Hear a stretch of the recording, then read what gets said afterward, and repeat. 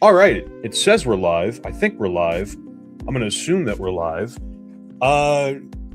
Welcome back to the show that still doesn't have a name. I don't know if it will ever have a name, but we're all here. Me and Mysterious Stranger are back again, and this time with a returning guest, Mickey from the Fallout family. I reached out to him the other day. He graciously agreed to come on the show and share some of his thoughts. If you don't remember or you didn't see it, he was here on episode 4. We called it the halfway point, where we kind of tried to come up with the way that we felt halfway through the season. And I figured what better time or what better way to talk about the finale than to have him back on and see how things wrap themselves up and see if anybody's opinion on it changed or got worse or got better. So without further ado, Mickey, if you want to introduce yourself to anybody who hasn't heard of you, seen you, or maybe just hasn't seen episode 4 and they're just tuning in now. Hi, I'm Mickey from the Fallout family. Fallout family has been my cosplay project with my family since 2017. We started just doing cosplay and appearances at conventions and things like that. And during the pandemic, when conventions were closed, we started going out to the Mojave and doing our photos out there to give them some more added realism. And then a couple years ago, we decided to start making shorts, since my wife and I both act and we're creators. And that ended up becoming a full-blown series, The Courier and the Sole Survivor. We did 2 seasons so far, 21 episodes each. Yes, that number was chosen on purpose. Each episode is between a minute and 3 minutes long, so they're pretty easy to digest. And you can find us on Instagram, YouTube, TikTok, Facebook, all the things. And I think that's about it. Hell yeah. All right. And obviously everybody will already or should already know who me and Mysterious Stranger are. Mysterious Stranger, you know, you do all the lore stuff and memes, the good stuff.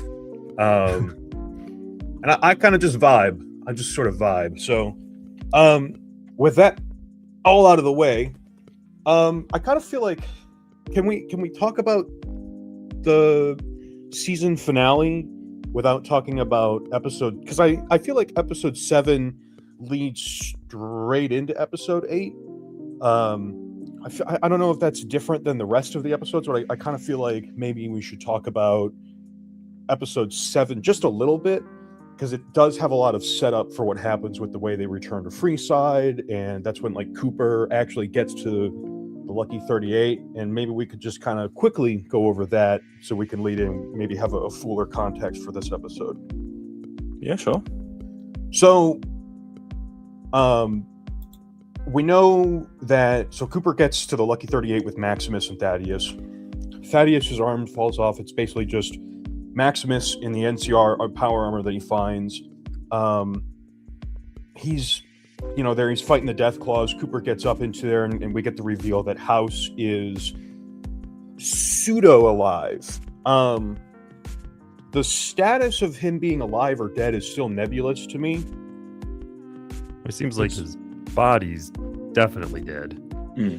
Yeah, and he even says that explicitly, that like it seems like they like kind of reference the Courier as being a wandering traveler with something to prove, and they leave it open-ended enough that if you want there to be a House canon ending, you're like, well, I feel like the Courier would have sided with House, then you can just be like, well, it was just a wandering traveler. And to be fair, Yes Man is like unkillable. He's like the only essential NPC that you can't just get rid of. So when the Courier leaves, it's feasible that another guy just shows up and is like, oh, who's this Yes Man guy just hanging out on the strip? And then they're like, hey, you want to take over the strip? And they're just like, okay. So it's feasible, but it's not very plausible. I think the intention here is definitely clear. The Courier betrayed House and tried to take over the strip for himself. I think that's the implication. So they're fighting through episode 7, and there's sort of a cliffhanger. House is woken up by the cold fusion. Maximus is thrown into Freeside. The Death Claws are all able to get in, and everybody is kind of like, freaking out. And obviously, Lucy is now also in the management vault. She's at the bottom of the thing. She's looking at the head of Congresswoman. Yeah, Congresswoman Diane Welch. Yeah. Not looking good for Welch, but that's how that's kind of how episode 7 leads directly into it. Mickey, if you have anything to say about episode 7 before we keep going, I don't want to kind of stifle any thoughts that you have, because obviously they're going to be very relevant to everything that's happening in episode 8. Yeah, episode 7 was a little it was kind of a lot of table setting, right? I felt like kind of jumped around a whole bunch. My memories of it aren't 100% clear. I know I made a video about it.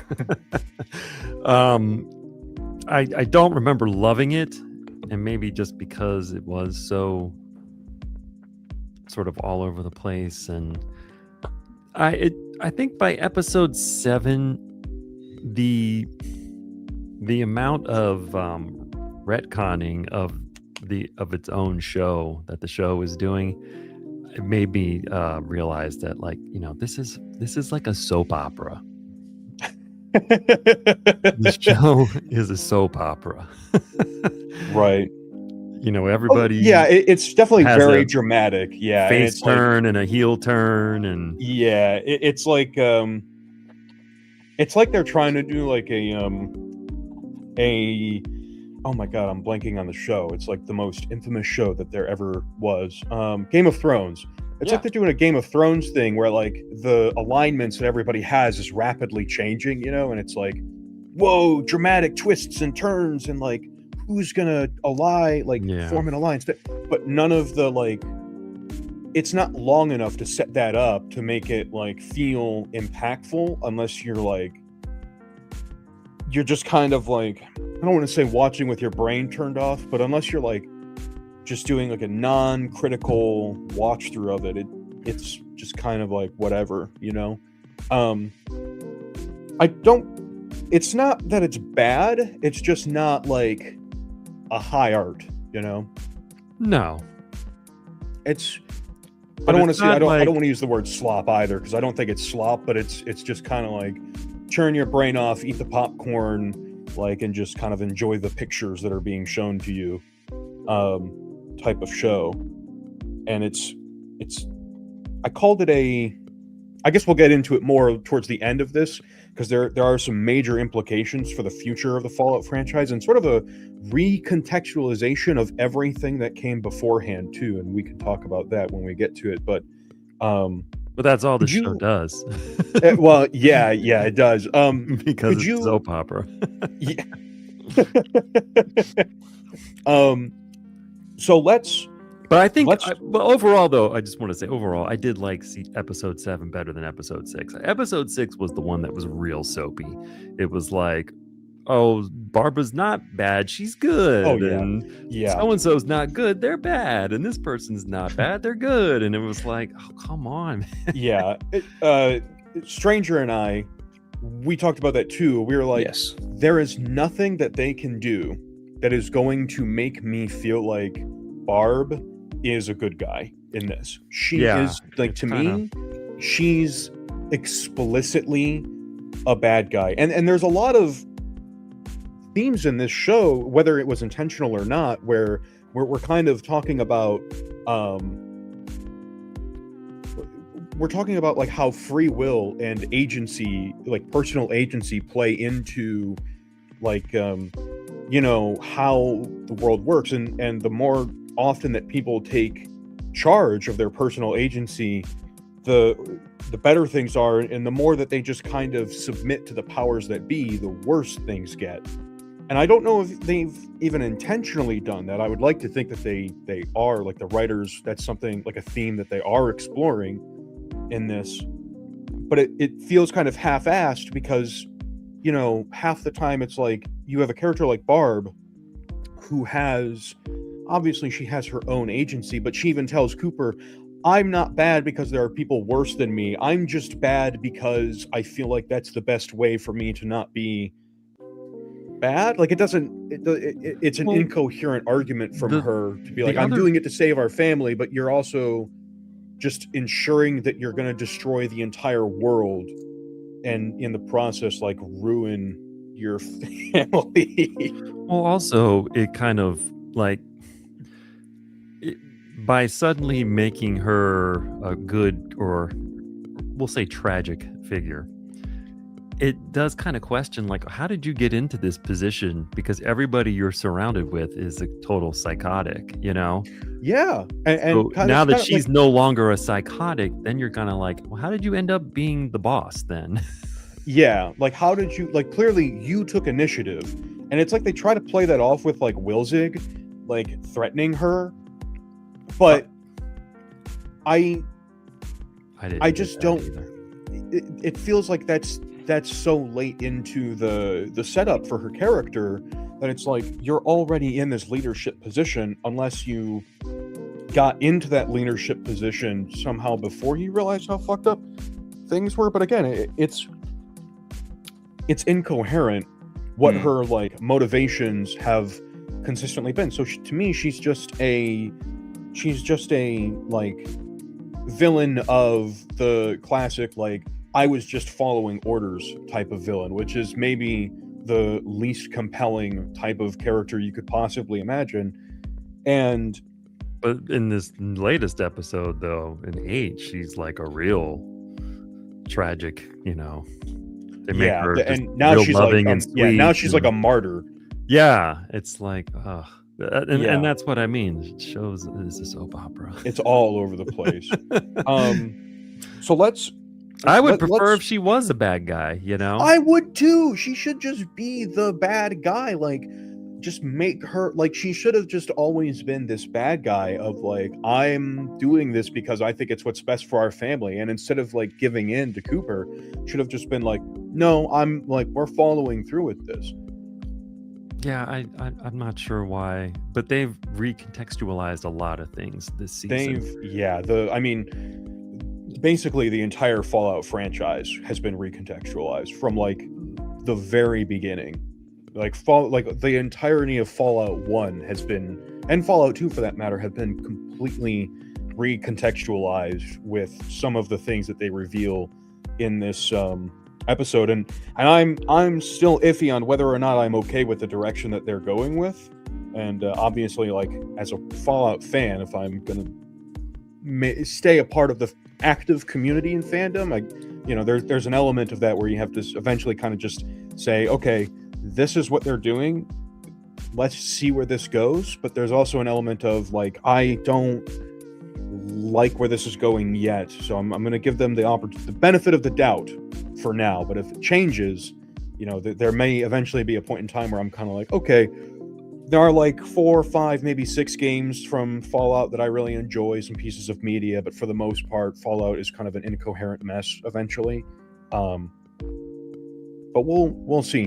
Before we start talking about all this like meta, the whole franchise, let's get into the nitty-gritty of 8 and just start at the beginning with the Legion. We are reintroduced to the Legion after like 5 episodes passed, Yeah. I think, without seeing them at all.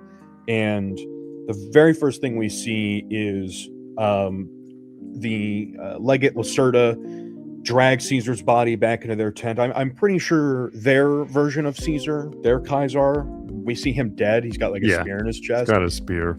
Yeah, so he's dead, and he pulls out the little sheet there, and it says what we kind of thought it might have said. I think it was in episode 3. Me and Mysterious Stranger were talking about it, and it probably said like, there is no continuation. So right. I took a few screenshots. I am gonna just pull them up real fast so we can talk about them and have a little bit of context. But let me open those up. Come on, you can do it, computer. Yeah, but I think we all kind of thought that's what it was going to say. Yeah, because I like it's the most logical direction for them to take it. Yeah, especially knowing how this show is too, like, Yeah. and if it was So going to be somebody else, then they would have had to have introduced that person as a character, which they didn't do. and also they just didn't have time to Like do. if they said it's Bob from accounting, well, we haven't seen Bob from accounting, so it Right. doesn't have any emotional resonance, Yeah. So it basically just said, I'm Caesar, he's the Legion, and without him, it's a dead thing. And I haven't seen there's really not that many real Legion fans out there. Like, for the most part, Legion fans are people like me who enjoy the presence of the Legion and the fact that they exist as like an evil faction within Fallout, and not just like a random group of raiders. But right. any further than that, and you get into like some weird people who like idolize what the Legion stands for, and that's a weird can of worms to get into. But I actually really liked this, and I'm glad that they did it this way, beyond just like the fact that the show needed to wrap this plot point up to get it rolling again. But like, Well, yeah. It seemed obvious from episode 7 that they were going to make the Legion like the big bad, at least going forward. Once episode 8 wrapped up, I got the impression, I was like, oh, okay, so they're thinking of like 2 and 3 sort of back to back. Like Empire and Return of the Jedi, or right, yeah, they Pirates of the Caribbean 2 and 3. Like, like season 3 is going to start off pretty much exactly where season 2 left off. Yeah, that's the impression I was getting. And especially because the new location that they're going to is going to be Colorado. Yeah, we know that all of Arizona and pretty much all of South Colorado is completely Legion occupied. So getting them rolling again and having them be an active force instead of just like a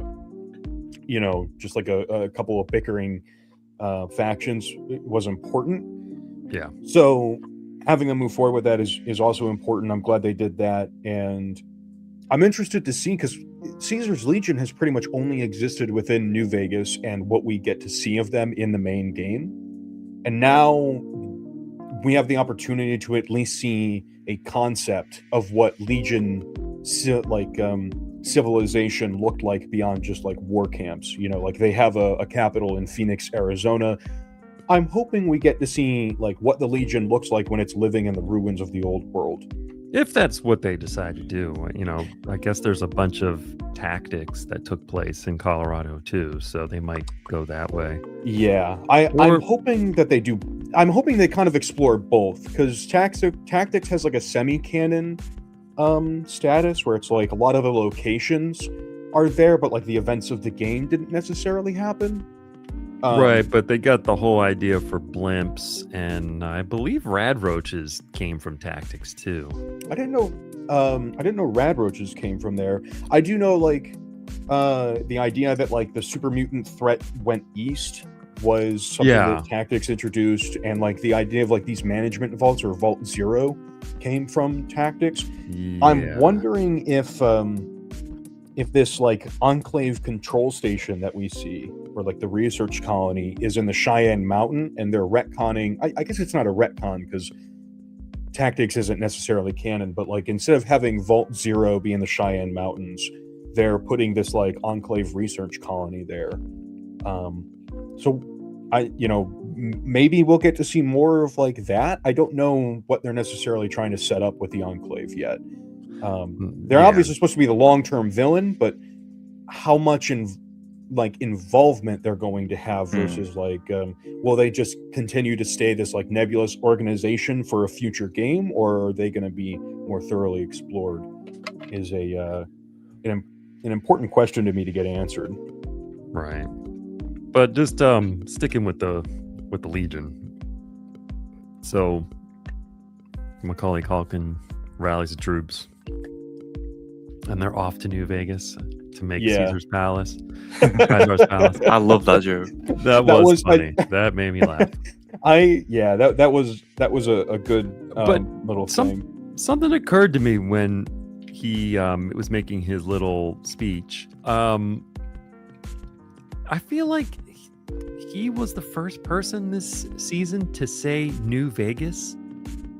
Yeah, he was. Even Is that Maximus right? refers to it as Las Vegas. Like Everybody Lucy's in says- Las Vegas. Yeah, it was Everybody has weird. said Las Vegas or Vegas. I don't recall anybody saying New Vegas until Macaulay Culkin. Yeah, But I It might was be a- wrong about that. weird thing for sure. And I was like, why? Yeah, I remember rewatching some of the episodes and being like, realizing like in episode 7, Maximus refers to it as like Vegas, and I think even Thaddeus says Las Vegas. I was like- Lucy definitely says Las Vegas. I can understand Lucy saying Las Vegas Sure. because she lived in a vault the whole time, but everybody Hank. else, like the whole Brotherhood, anybody in the Brotherhood of Steel, Hank, should be referring to it. Or yeah, Hank should be referring to it as Las Vegas too. Like anyone from a vault calling it Las Vegas makes sense, but everybody else should be calling it New Vegas, especially because New Vegas is like a very special case. Like it's one of a kind city in Fallout where it's like relatively untouched by the war, mostly preserved, and had a thriving economy that was able to sort of appear in just a matter of like months because of how well it was preserved and House coming back. Yeah, and- I felt like there was just a lot of it's like they wanted the setting in New Vegas, but they didn't really do that much with it. Yeah, right. Yeah, like and I think I said this in the last episode that you were on, was it felt like there was a lot of like it was mostly being used for the iconography. And in terms of storytelling, the only reason they needed to go to New Vegas otherwise was just for the sake of having Robert House.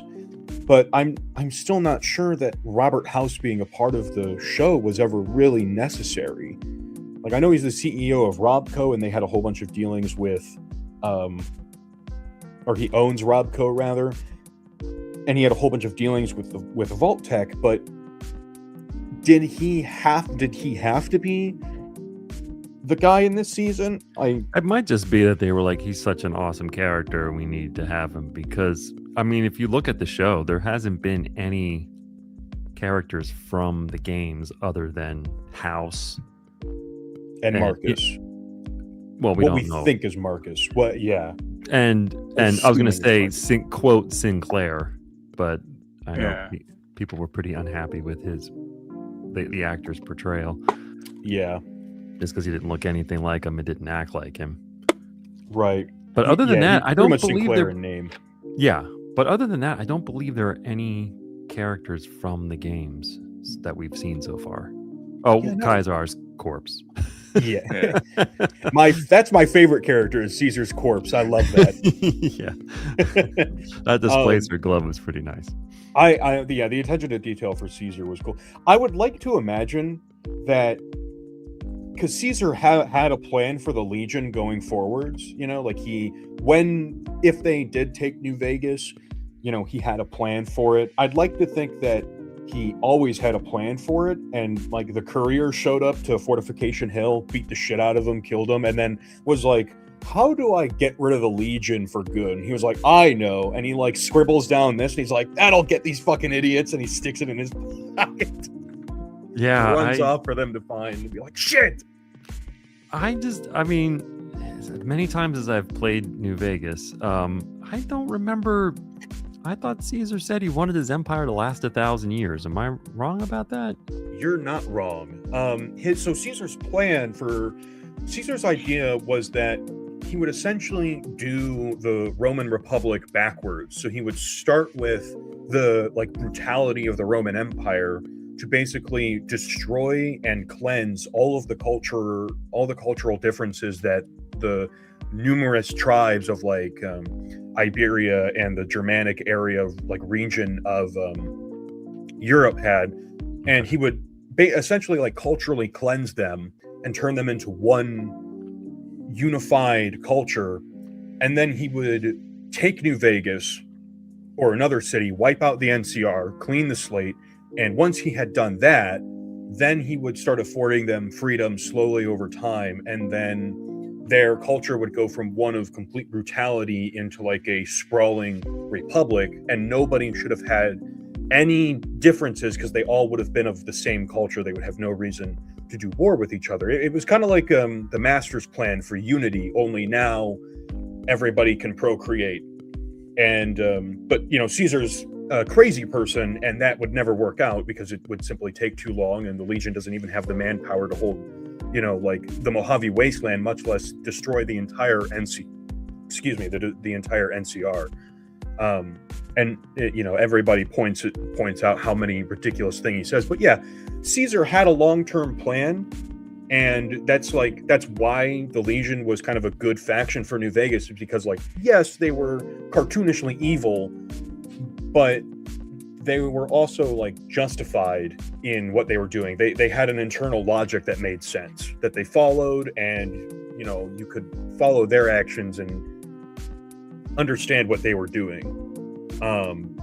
So this, to me, if him saying I am Caesar, I am the Legion, and it ends with me, is completely would otherwise be completely out of character unless his brain tumor really got to him before the end, right? And then he just went crazy. That's, to me, that's the only other explanation. Either somebody planted the note on him to try and destroy the Legion from within, or he lost his fucking mind. Yeah, that could be. Because I didn't recall there being some sort of. I know other people. When people take evidence from the games based on things that Joshua Graham and Ulysses say, and they're like, "Well, see, they all said Caesar is holding the." That's their opinion, and yeah, people have a point of view, and it's not always right, and that's. They're unreliable narrators, and New can't Vegas take is everything pretty clear about it. Yeah, everybody you talk to is an unreliable narrator, and you have to piece together what everybody says to get to the truth. The real truth. Exactly. So, it was not clear to me that Caesar wanted the Legion to die with him. I never got that from the game, but right. But going forward, so they basically reunify. The Legion Civil War very quickly ends, and they decide that they're going to march on Vegas. And right after that, we get to the scene where Cooper and House are talking, and we this is where they reveal that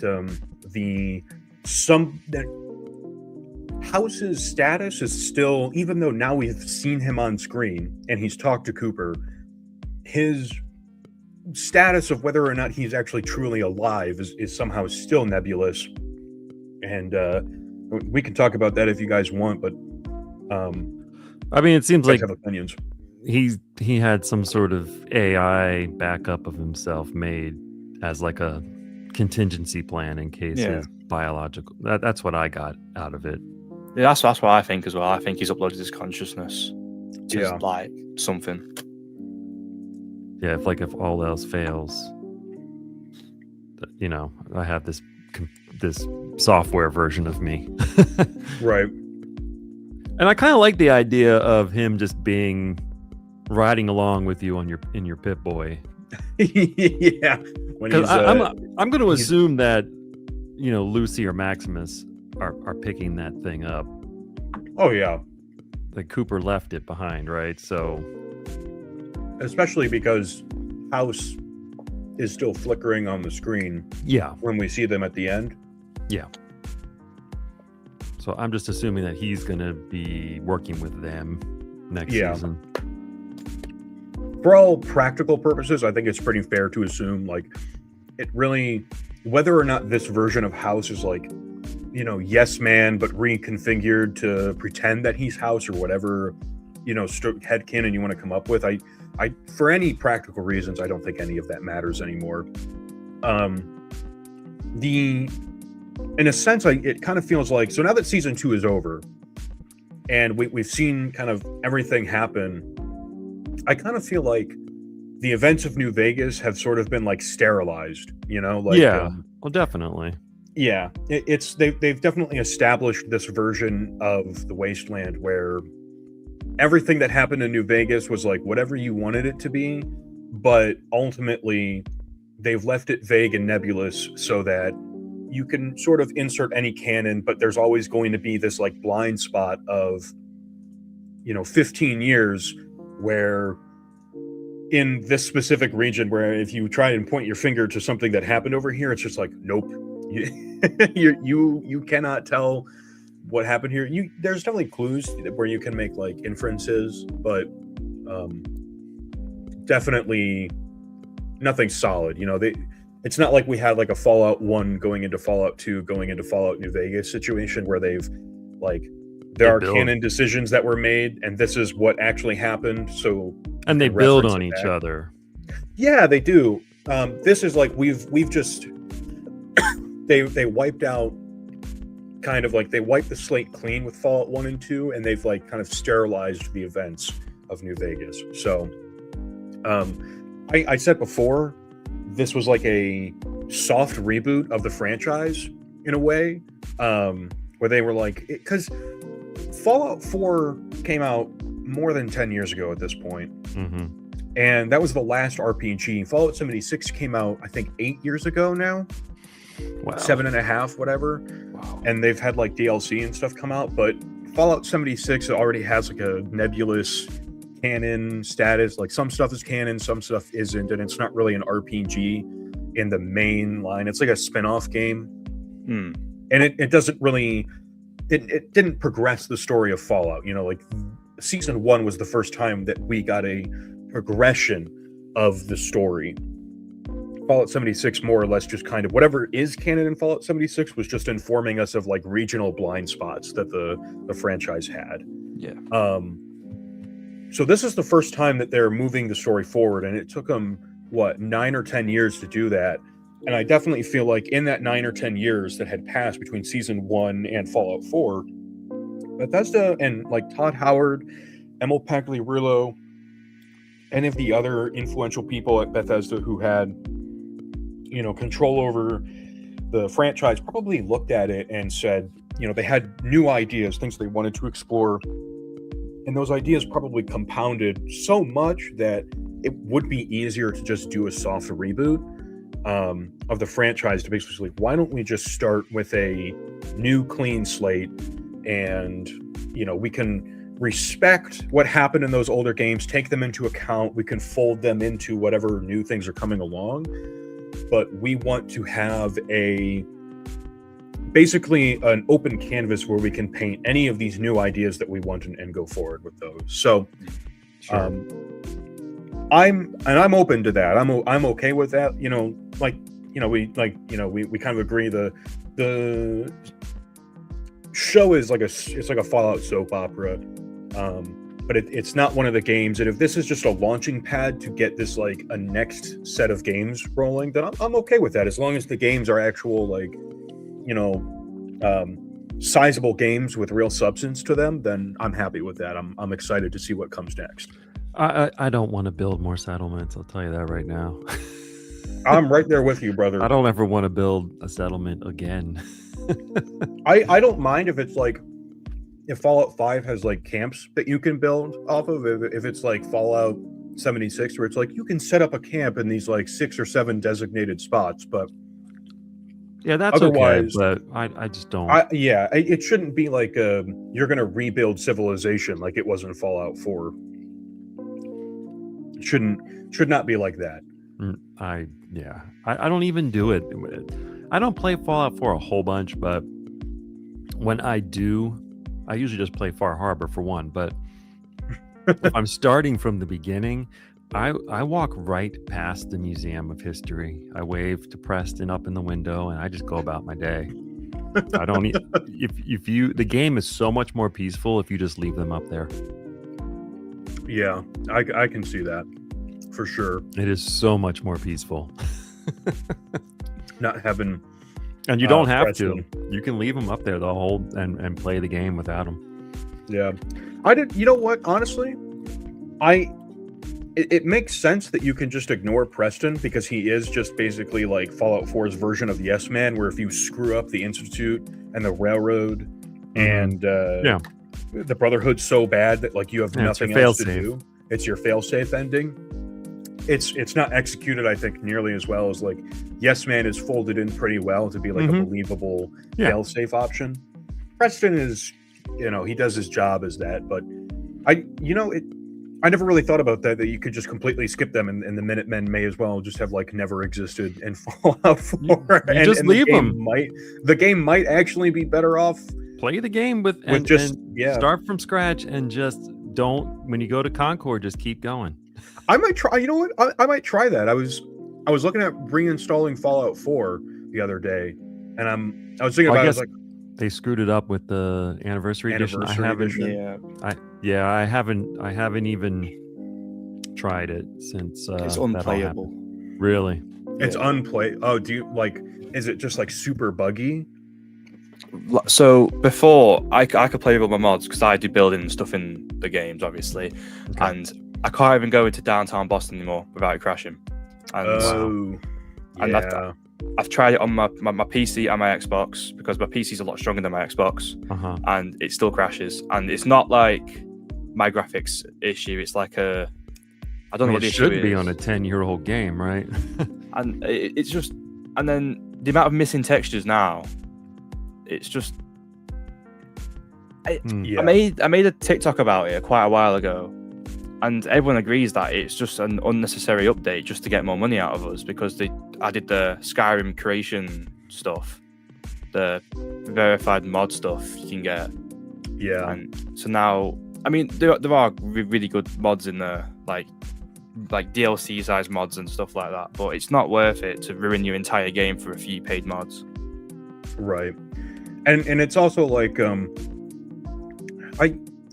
I really wish they had done with Fallout 4 and just done what they had. Like, okay, in an ideal world, they just wouldn't do this, but we don't, we live in a world where, Bethesda hasn't released a game since very rarely releases games now. They have like a 5-year release cycle, 6-year release cycle now.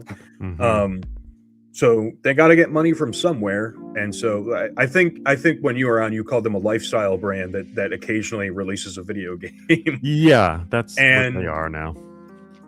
Part of their like release cycle is basically just taking a game that sold really well, like Skyrim or Fallout 4, and then re-releasing it with like these new little tacked on things. But the difference between Skyrim and Fallout 4 was that Skyrim was released as a completely separate game.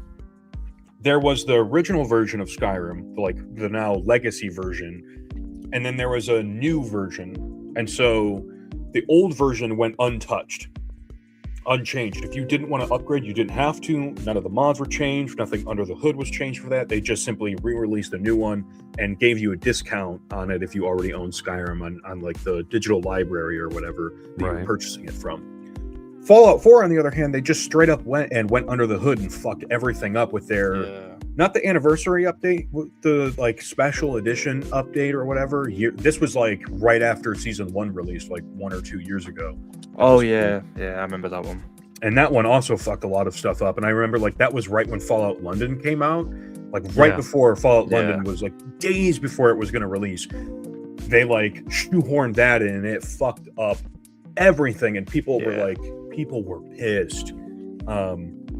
You could tell that they had no plans for the Fallout TV show, if they even like thought it was going to be like this big thing.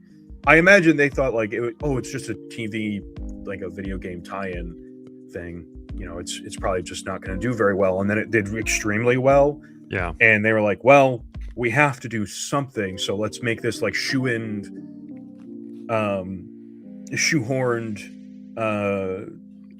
basically just like, what if we just sell people a whole bunch of creation mods wrapped up into a thing and then sell it as an update to Fallout 4. And then they did the same thing for the anniversary edition. And it just kind of broke the game. So I really wish they would stop doing that and just, Well, it's fine. Like I said, I don't play 4 much. I can do another playthrough of New Vegas and I'll be happy. It's okay. I don't really play 4 much either, so I'll try it out. I'm gonna download the regular version first and see if I can. If I can't play it, I'm not gonna bother like upgrading. I think you can still get the regular version from GOG, right? Yeah, you can downgrade it on that pretty much like straight away. You can. Oh, well, that's right. good. Yeah. I might do that on my PC then. Yeah, I think I started doing that so I could play Fallout London, but I never. I downloaded. I think I downloaded Fallout London, but I still haven't started it up yet. It's really good. Okay, well that's It's good really to hear. good. I've heard that a lot of people have said that like Fallout London did a better job of like the like storytelling and RPG mechanics than the base Fallout 4 did, and then the actual environment and everything is like phenomenal It's in really Fallout good, yeah. London. Well, So I I want to try that out.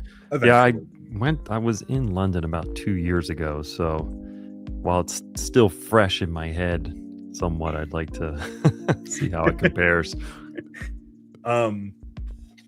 So to get back on track with the show. Yeah, we should do that.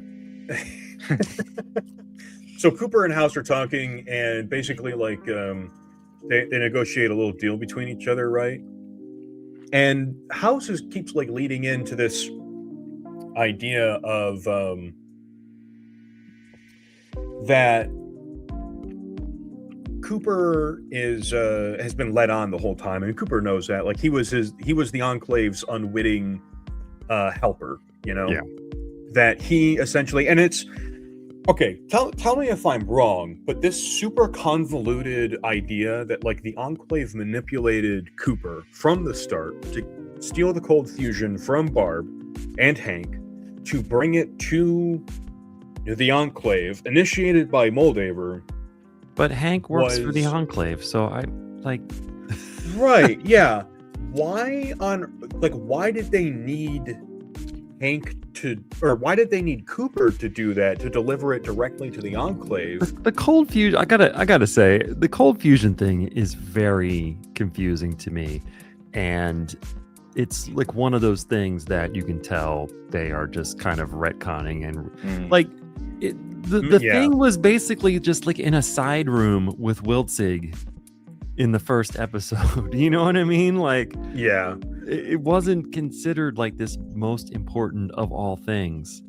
And now, and at the end of season 1, when they're all in the Griffith Observatory, Cooper is there.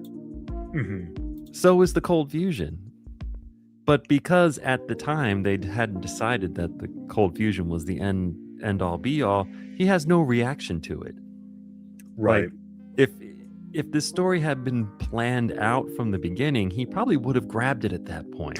Right. Yeah. Because if his whole goal was like, I need to get to Vegas, to my family, and yeah, and I know that this guy wants that, and I need to revive him to get down there. It's sitting right there in the same room, like 15 feet away from where he's standing. And he's also, when he's with Lucy, he's never like telling her like, hey, by the way, we got to go get this cold fusion thing from the Brotherhood.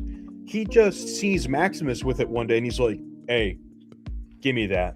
And I want that. And there's no explanation for why he suddenly needed it, other than they insert all these pre-war scenes where House is like telling where But that's what I'm saying. It's like the more they go back and try to fix stuff, the more that they break stuff that they already established. Like, why?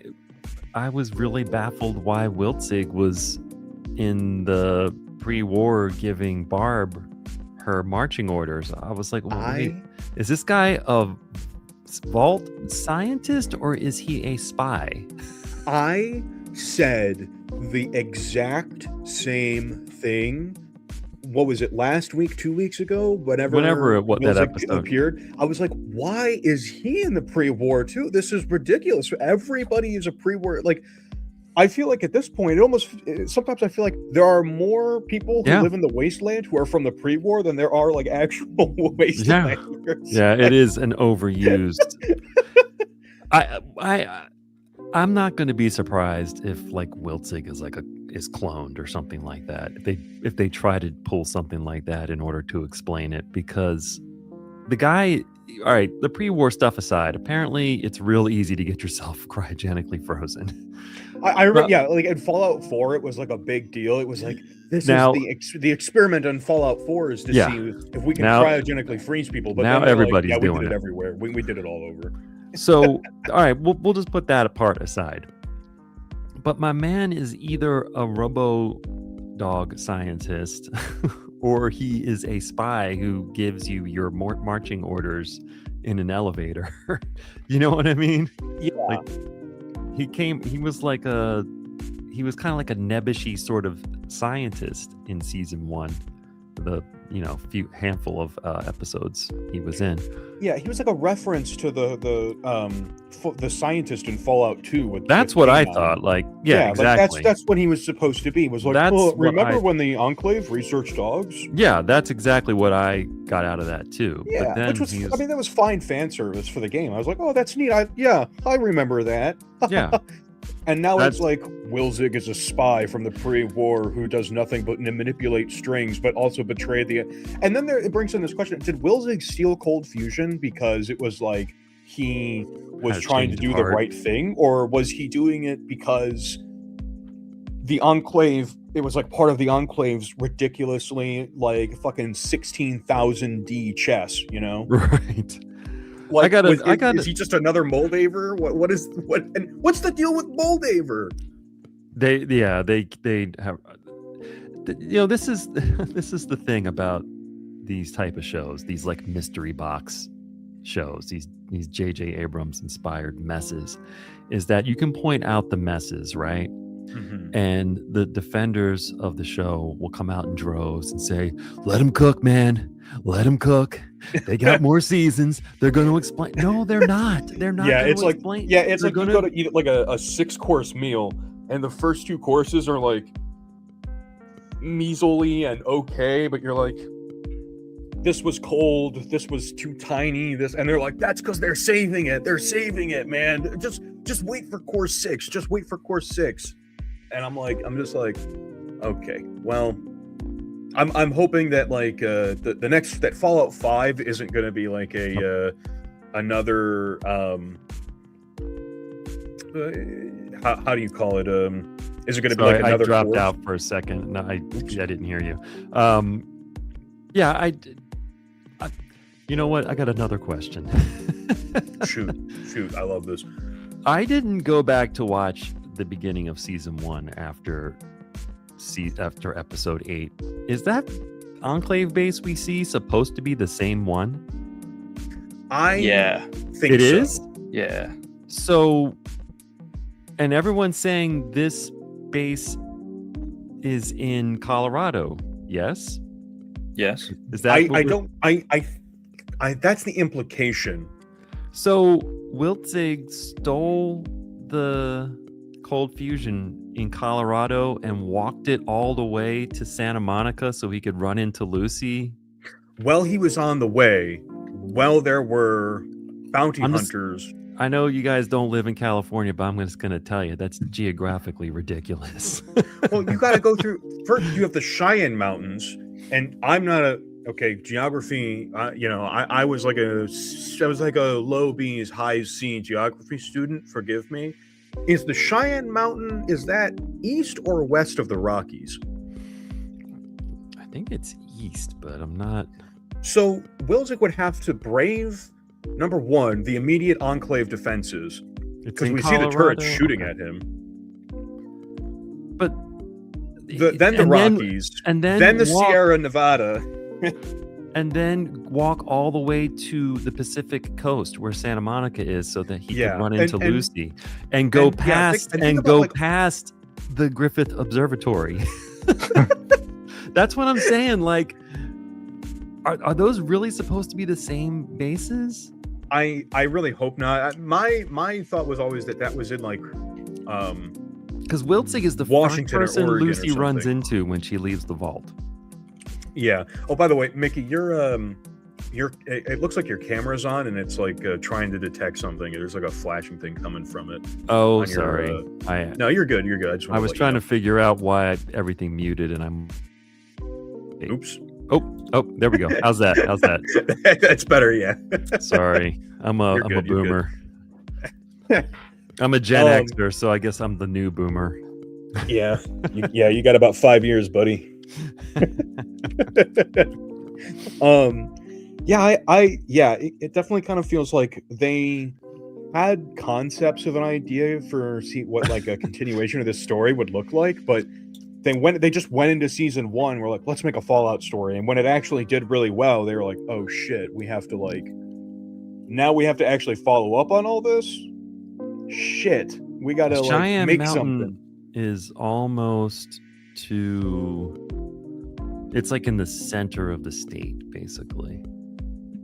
And I'm just saying, there's no way you get from there to Santa Monica without stopping at the Griffith Observatory first. And it wasn't he to deliver the cold fusion to Moldaver? Wasn't that the plan? Yeah. Yep. Who was at the Griffith? Set up shop at the Griffith Observatory. That's what I mean. Like, the more they screw with the show, the less it makes sense, and the more that they're going to have to scramble to make sense of stuff that no longer makes sense. And that's why I'm saying, watch Wiltzig end up being a clone. Watch there be more multiples of him, so they can explain this divergence. Okay, so it's on the eastern edge of the Rocky Mountains, which is that's what it looked like from episode 8. Yeah, it's disregarding even that, like anything else, like the idea that this old man and his dog managed to cross that much territory. Not to mention, like, there's the Legion, and they might have been more south, but there's still like hundreds, if not thousands, of small raider tribes and shit. Like, how? It's just there's suspension of disbelief, and I guess like this show is made for people who don't really know anything about Fallout, because they're just like, you should get into Fallout, and it's fun in that way, but it's definitely like, I'm sorry, I'll let you go. I was gonna say, there's nothing in season 1 that led me to believe the Enclave base was anywhere but in California. Yeah, like I figured, like, it was snowy, but I figured that's just because it's in the mountains. But is it snowy? Was it snowy in season 1? Yeah. In the beginning of season 1, it was snowy where they were showing. We do have mountains. Yeah, it was. Yeah. Okay, we do have mountains around here, and you can get to snow, but they're nowhere near Santa Monica. Right. Well, that's what I figured. Like, I always figured he was in.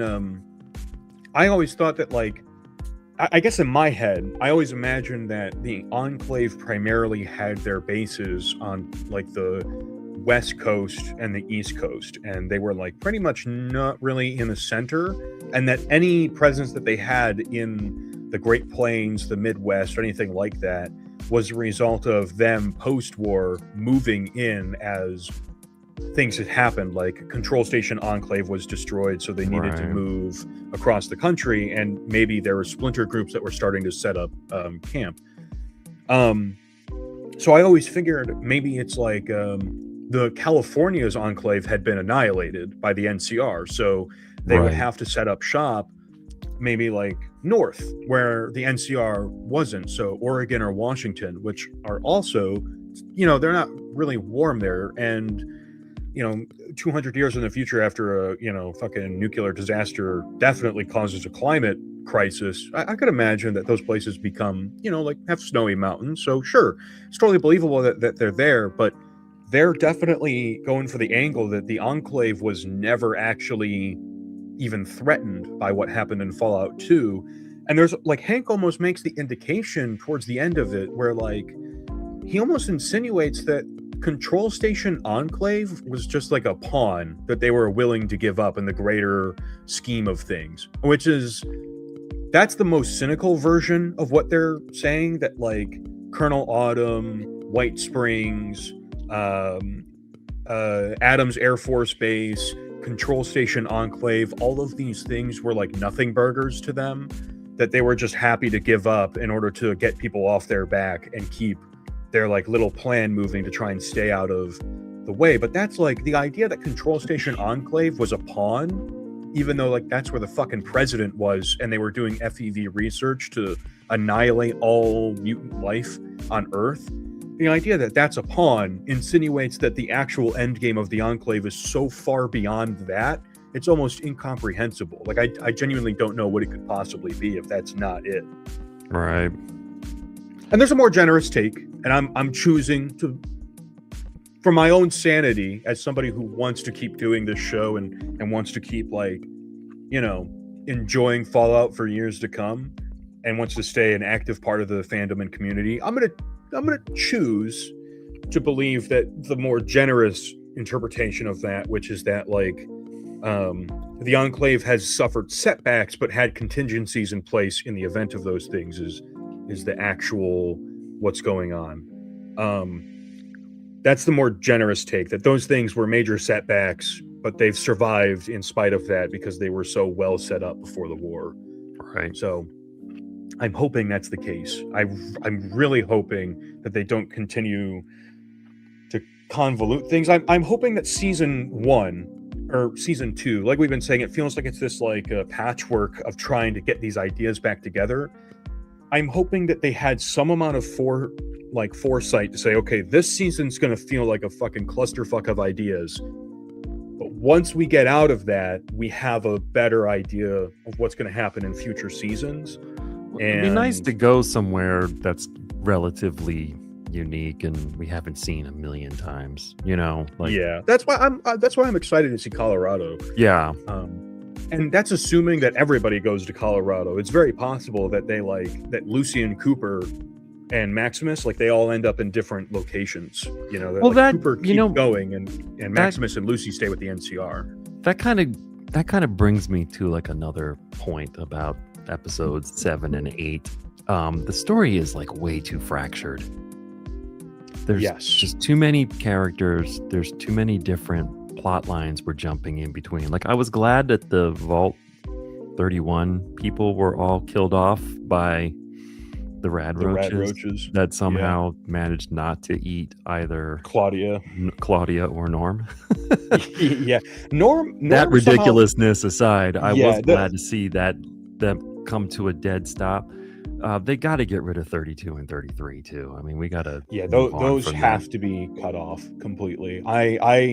I was both intrigued but also disappointed that the vault scenes bored me for the most part. Yeah. I know. Like in episode 4, we talked about it. It was like at the time, halfway through the season, we all kind of looked at the vault scenes and we're like, these are actually interesting where they're going with these, because they're unaffected by any of the events of the outside world. They're their own nice isolated story. I want to see where these go. But then their story kind of stalled so much in favor of this, like, once again, connecting the like old world into them, where there's just a keepsake and they need this water. Yeah. Stephanie and Hank were secretly married, and which is like, again, soap opera. And, yeah. And now, and since Hank and Stephanie were secretly a husband and wife, that recontextualizes all of season 1, because now Hank didn't destroy Shady Sands because he was mad that his wife left him. Remember, that was what we were fed last time. Now it's, oh no, this was all part of the Enclave's master plan. Yeah, part of like they need to destroy any surface life for their reclamation day, which again, once again, strange idea to present as like, oh, the vaults are going to be used for reclamation day for the Enclave to take advantage of, because in Fallout 2 the Enclave go and capture the vault people specifically for use in like, they're not for reclamation day, they're just like cattle that the Enclave is keeping. And then they go in there and they just fucking like kill everybody who resists and steal everybody else. Like,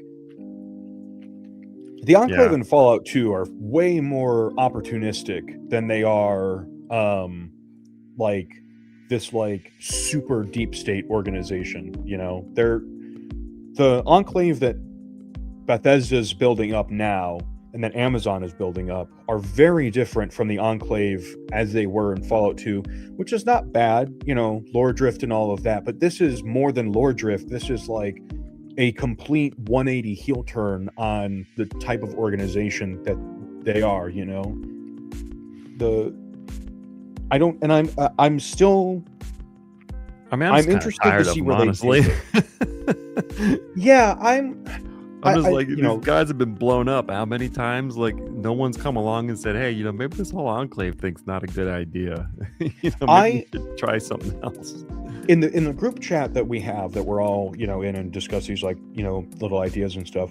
I remember having a conversation with somebody, and I can't remember who it was, but we were talking about potential storylines for them to explore in the future. And I remember hearing that, like, okay, the Enclave is in Chicago. If they're in Chicago, that's probably like a spot that Colonel Autumn went through, and they left a detachment there. And if they're going to keep doing the Enclave stuff, I would much rather see an evolution of them than see like they're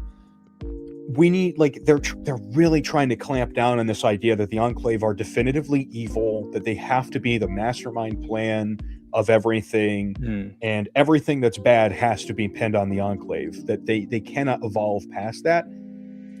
If they're going to keep the Enclave a part of the story, I would have much rather preferred that, like, let's say we have a game set in Chicago, and that the primary point of this game is that the Brotherhood of Steel were there, the Enclave's there now, they're set up, and you can have, like, once again, the 4-faction system of you have an Enclave civil war going on where you have the old school Enclave and you have who want to like just kill everybody and take everything over, and they finally set themselves up there.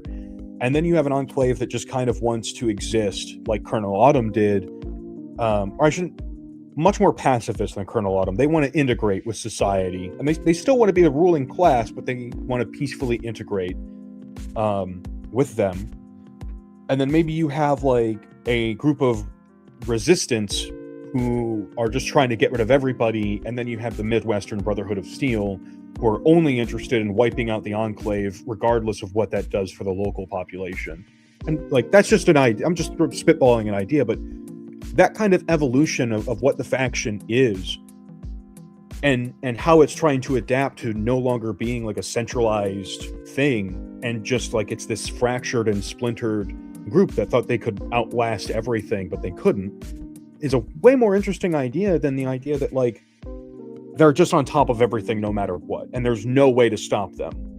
And time and time again, I also feel like, are we ever going to see a conclusion to the Enclaves? Like, do they have an actual conclusion for them in mind? Because every time we've seen them get undeniably destroyed, like it should have been the end of them, they just keep coming back. They're like cockroaches, man. You think you kill them all, but they just get right back up and fucking take over the story. Have they been in every Fallout Bethesda game? They were the main antagonist in 3. They in 76. Not really in 4. They were like they were added in later with some creation club stuff, but they're not per se. They're not in 4. They're like referenced in 4 vaguely. Like they may have had something to do with the Institute, but they're not like controlled. The Institute is its own thing separate from the Enclave. Maybe they've decided to take this new direction with the Enclave because when they tried to make like a new villain faction, people didn't like it. So they're like, why don't we just keep using the Enclave? I wonder if that's their spin. I mean, the Institute could have been good. They just screwed it up. Yeah. But it could have been good. The internal logic that the Institute ran off of was like just so fucked up. But from what I understand about the making of Fallout New Vegas is that Bethesda always intended on returning back to the Enclave at some point. I remember reading or seeing some podcasts where Josh Sawyer said their hands were kind of tied when it came to Enclave content because Bethesda didn't want them to pursue it too deeply, and that's why we get like a bunch of old soldiers. geezers. And Yeah. that's the Enclave's like sole appearance in New Vegas is these, soldiers that served during the time span of Fallout 2. Right. And that, you know what, that makes sense. So makes I think sense. the plan was always to bring them back at some point, and I'm guessing Fallout 5 is going to be it. But Yeah. Let's keep talking about the show. I'm gonna try and figure out where we were with this. So Cooper is basically talking to House, and House is telling him, like, you were set up, you knew you were set up. I tried to tell you that you were set up, and you're an idiot. And he's also talking about how he never fathomed that he could be outmatched until he apparently saw through Cooper's eyes what Deathclaw keeps getting referred to as the demon in the snow, but yeah, the Deathclaw. And House is so infatuated with it and surprised by its existence that he realizes, like, there's something out there that he hasn't accounted for.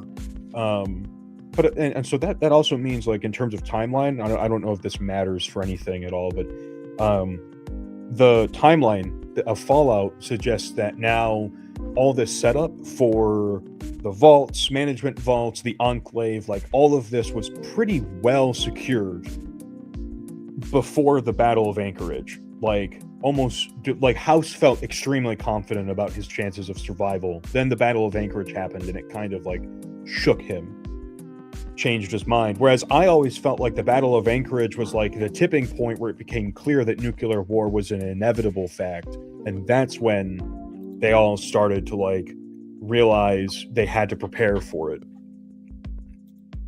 And maybe I'm just wrong about that, because I guess I've never really fully explored that timeline. Mysterious Stranger, you know more about the lore than I do. Do you know what the timeline for that was, like, definitively? Of the Battle of Anchorage? Yeah, like what year it took place in, and like when Vault Tech was truly started getting like contracts to build all the vaults underway. Right. I think it was in the what's it called? Resource Wars. I think it ended in 2065. So it was about 10 years before that, I'd say. It was quite... don't quote me, but that's my, like... That's interesting.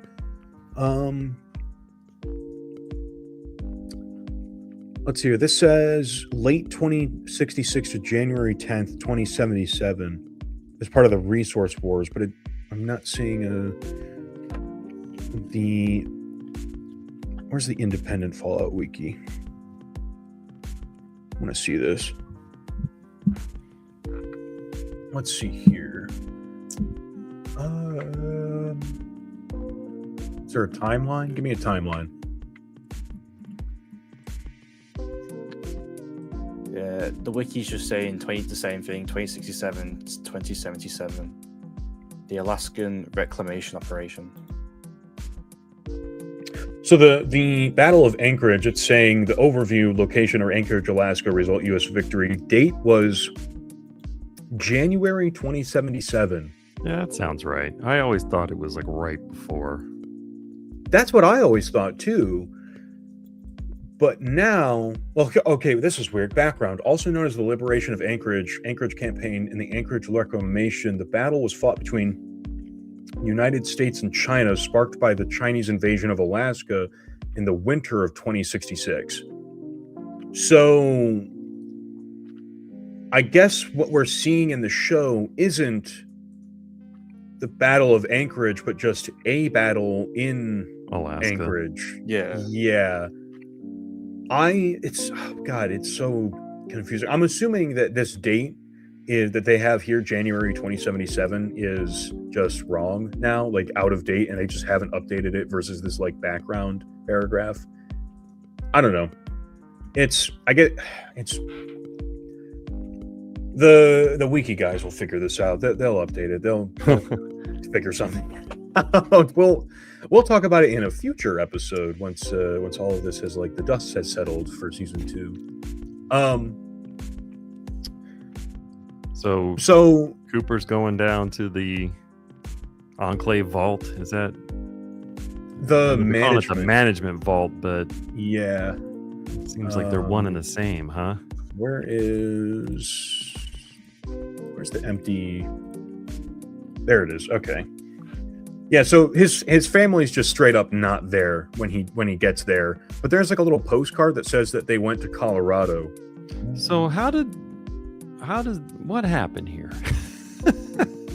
All right. Stranger, you Barbara had didn't always speculated that they herself, weren't going to be in there. Yeah. What do we think happened to them? I'm going to let you guys go first. I'm going to grab I have my headphones on. I can hear you. I'm going to go grab a drink real fast. You guys I'm just talk about what you think happened. I'm not sure because there's a postcard there and it's like, did Barb unfreeze herself somehow and then leave a cutesy little postcard in her thing? Did somebody else unfreeze her and then she decided to leave a cutesy little postcard? Was she never in there? That's what I'm thinking. I don't think she was ever in there. Yeah, I think it's more like she always had the plan of going to the other place. She must have been frozen at some point though, right? Yeah. Because we're assuming we're all gonna see her at some point in this show. Hopefully. In the post-war era. Yeah. But it's like, well, how, maybe it's just funny how everybody that's frozen is thawing out now. It's like, what if she thawed out 100 years too soon? Yeah, I know. I heard some people talk about this. I saw some text going back and forth where some people speculated that it could have been, and I'll full transparency in case anybody's wondering, like, you guys sound like fucking morons. Didn't you see Cheeky Ass Mantis talking about this or something? I have explicitly avoided watching anybody else's thoughts on the show because I wanted to do this with this is my unfiltered raw opinion. I haven't really seen anybody else's thoughts on this that are like, I've talked to other people about it, but I've not watched anything where it was like, let me break this down for you scene by scene. I wanted to give my own thoughts that were unfiltered, and then maybe like next week I can talk about after I've watched like everybody else's videos and see how that has shaped or influenced my opinion of it, but or like what I think is going to happen next. But I wanted to do this first before I saw any of that. So if I sound like an idiot being like, it's been a week and somehow I don't know this like apparently super obvious piece of information, that's why. I do want to watch that TKS Mantis though video because that title got me intrigued. I was like, oh, you like season 2, but I want to hear about this but. I mean, he liked it way more than I think I did. I did watch the video, and he does seem to be fine with it. I can't get past a lot of the story issues, and like as much. It's fine to take what you know about Fallout into the show, but I really try to watch the show from the perspective of someone that doesn't know what's going on. And the story on screen has to work logically with itself without someone running in and being like, yeah, but in the wiki, it's, like, come on, man. Like, yeah. No, I agree. It has to be internally consistent, and my problems with the show are always that it's frequently not internally consistent. Yeah, and I've also seen a lot of things. I know, like when you were on last time, you used the phrase "writing for the writers." I have seen so much of that from people who enjoy the show. And look at the comments I got on the video I sent you. Yeah. Like there's a difference between something being foreshadowed or a subtext where it's like they're not going to, they don't want to have like empty dialogue or like wasted dialogue just to explain something away, but there's a subtext that's being used that like if you're paying attention you're going to realize like, oh, that's what they're implying.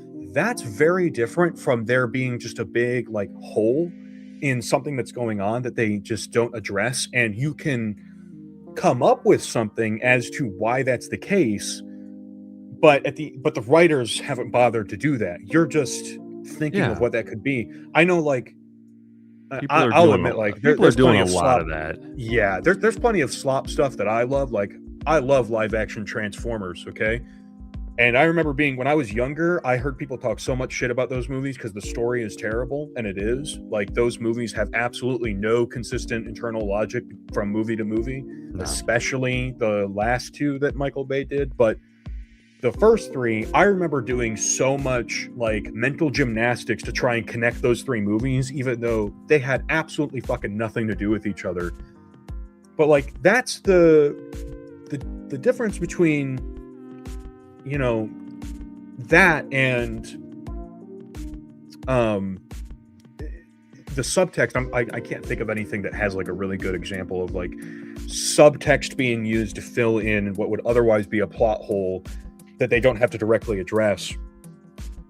I'm trying to think of it, but I'm blanking on examples. It just seems like they want to write the show for they want to write the show for a new audience when they want to, and they want to lean on audience knowledge of the games when they want to. You know, it's it's never consistent. It's like it's they're using it when it's convenient. Like when it's convenient, something that's already been established, they'll use it. But when they're like, we just want to do something cool, they'll do something new. Or we have to introduce this to a new audience. And okay, then you have to do that all the time. Like I don't know how it seems to a person that's never ever played Fallout before, but I would think that the Legion itself would be quite strange. Very jarring. To somebody very jarring. You know, there's somebody that never played the games before, and I don't think they did a really great job of setting them up. I don't think they're doing a great job of setting up the Enclave either. I mean, we all know what they are, but to somebody that knows nothing, I kind of feel like they're leaning a little too much on, you know, people with knowledge of the games to kind of what I kind of said was I'm personally feel like, so I earlier I called it a soft reboot, right? I kept saying like I started to view this as a soft reboot. After this episode, it almost felt like a hard reboot. Like they weren't just, you know, kind of saying it wasn't like, okay, the Star Wars sequels were like a soft reboot, right? They happened, and it was like they basically just wiped the slate clean of the original trilogy and the prequel trilogy and said, we're doing this sequel trilogy stuff, right? And it kind of failed, and so they started backpedaling on that, you know? Yeah. This to me originally felt like that, but instead of going the soft reboot route where like in the sequel trilogy, stuff that existed in the prequel trilogy and the sequel or the original trilogy still had to matter in the sequel trilogy, like it still had to follow some kind of consistent logic with those to work. As poorly executed as it was, this feels more like a hard reboot where what they've basically done is said the Enclave is the new main big baddie, and everything you knew about them from these previous games is now untrue, or was so divorced from what they truly were that they're like specks in the dust. And like I said, like Control Station Enclave was always kind of viewed to me as like that was their main headquarters, and it was suddenly destroyed and it fractured them. And that's why like Colonel Autumn in Fallout 3 is struggling so much to secure what should be for the Enclave like a pretty easy, you know, dunk. Like they're fighting a Brotherhood of Steel that can barely hold the Citadel. They're using outdated power armor that they've had to like drag with them or like scrounge up, and they're holding this Project Purity, which they don't even know if they can properly get working, and their one and only weapon against the Enclave is a non-functional robot from the pre-war. The Enclave should absolutely, this version of the Enclave should have had absolutely no problem slam dunking the Brotherhood into the ground. But in Fallout 3, we don't see that, right? It's like they're fractured, they're struggling, they don't have the manpower or the resources, and they can't outmaneuver the Lone Wanderer's flexibility of like getting Dr. Lee and all of that back together. So the Enclave ultimately fails there. But this version of the Enclave shouldn't have had that issue. And if we're trying to be internally consistent with that, that would have to mean that the Enclave willingly gave up Control Station Enclave, willingly gave up Raven Rock, willingly gave up Adams Air Force Base, this like missile satellite that they had. And I don't know if you can really wrap the White Springs Refuge into that in any way. I'm sure you can, because like if the Enclave was this well set up, how did White Springs Refuge happen the way that it did? And you look at all that, it's like these things that they keep telling us had to be true about the Enclave, just they can't be. Everything that we knew about them just has to go out the window. And that just opens up so many new things. Like, was the way that Hank describes it as the surface is the real experiment, does that mean that was NCR a part of that experiment? Was like Tandy an Enclave plant, I was supposed to build them? When he said that, and not with him. Yeah, it's like that is like, shut the fuck up, show. You know what I mean? Yeah, and like that was one of those moments where I was like, "Oh, come on, dude." Yeah. And so when I heard that, I was like, "The show is so silly sometimes." Usually I would just write that off as Hank as an unreliable narrator, and like but that's not the way the show has been, though. Right, in all the pre-war scenes, because Hank's like a total like dumbass in all the pre-war scenes. He's like a joke character, he's played for laughs. Like he got manipulated by Stephanie into marrying her so that she could get a space in the vault. Like that's her angle. But then in the post-war scenes, he's like this conniving, like super intelligent guy who's like knows exactly what's going on. I was like, and he's like the Enclave's acolyte, like House literally calls him their acolyte. And then you compare that to like, okay, they've clearly also shown in the show that the Enclave is able to manipulate things at the smallest scale. So obviously there's like a degree of, okay, Hank is not wrong when he says that like the Enclave is treating the surface like the experiment, which is just, it recontextualizes so much of Fallout that there's no other way to view it than like there's an old canon now. It's like Star Wars Legends. There's an old canon, the way things used to be, and there's a new canon, the way things are now. There's two different versions of it. You can pick and choose. You can, you can love Legends and that's your preferred thing. But if you want to stay in the community actively, you just got to deal with this new version of Fallout. And that's kind of where I am now. Yeah.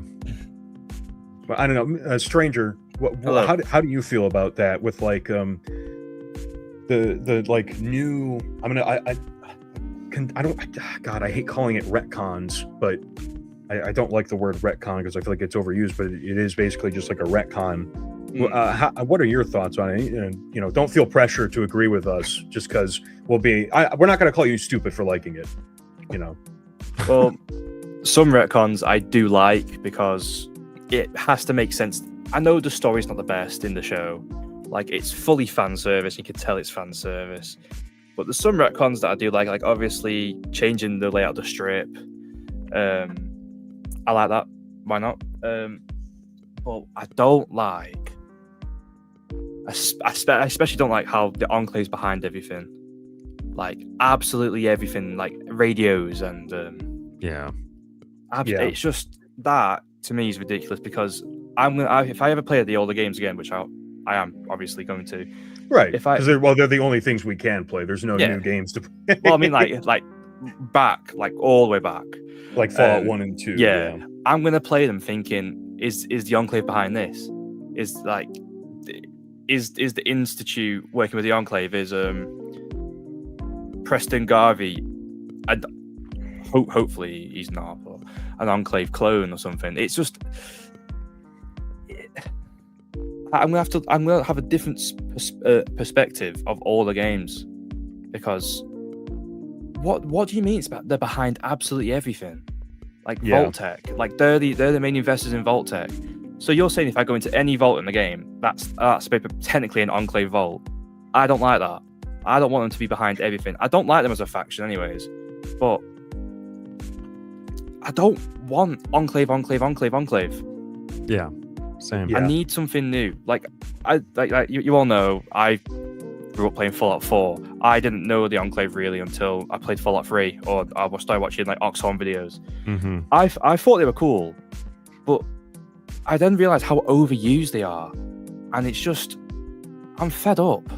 because they lose every time, and they're going to lose again because there's no way they're going to make a season where the main characters will lose. Right. It's not going to happen. And changing the law of the games to make it so the Enclave is like mind's eye, like sort of in control of everything. I don't want it to happen. Yeah, I remember we talked about this, and we've talked about it since. What episode was it where they like subtly hinted that the Enclave was sort of in control? What episode was that? Ooh, I feel like it was 3.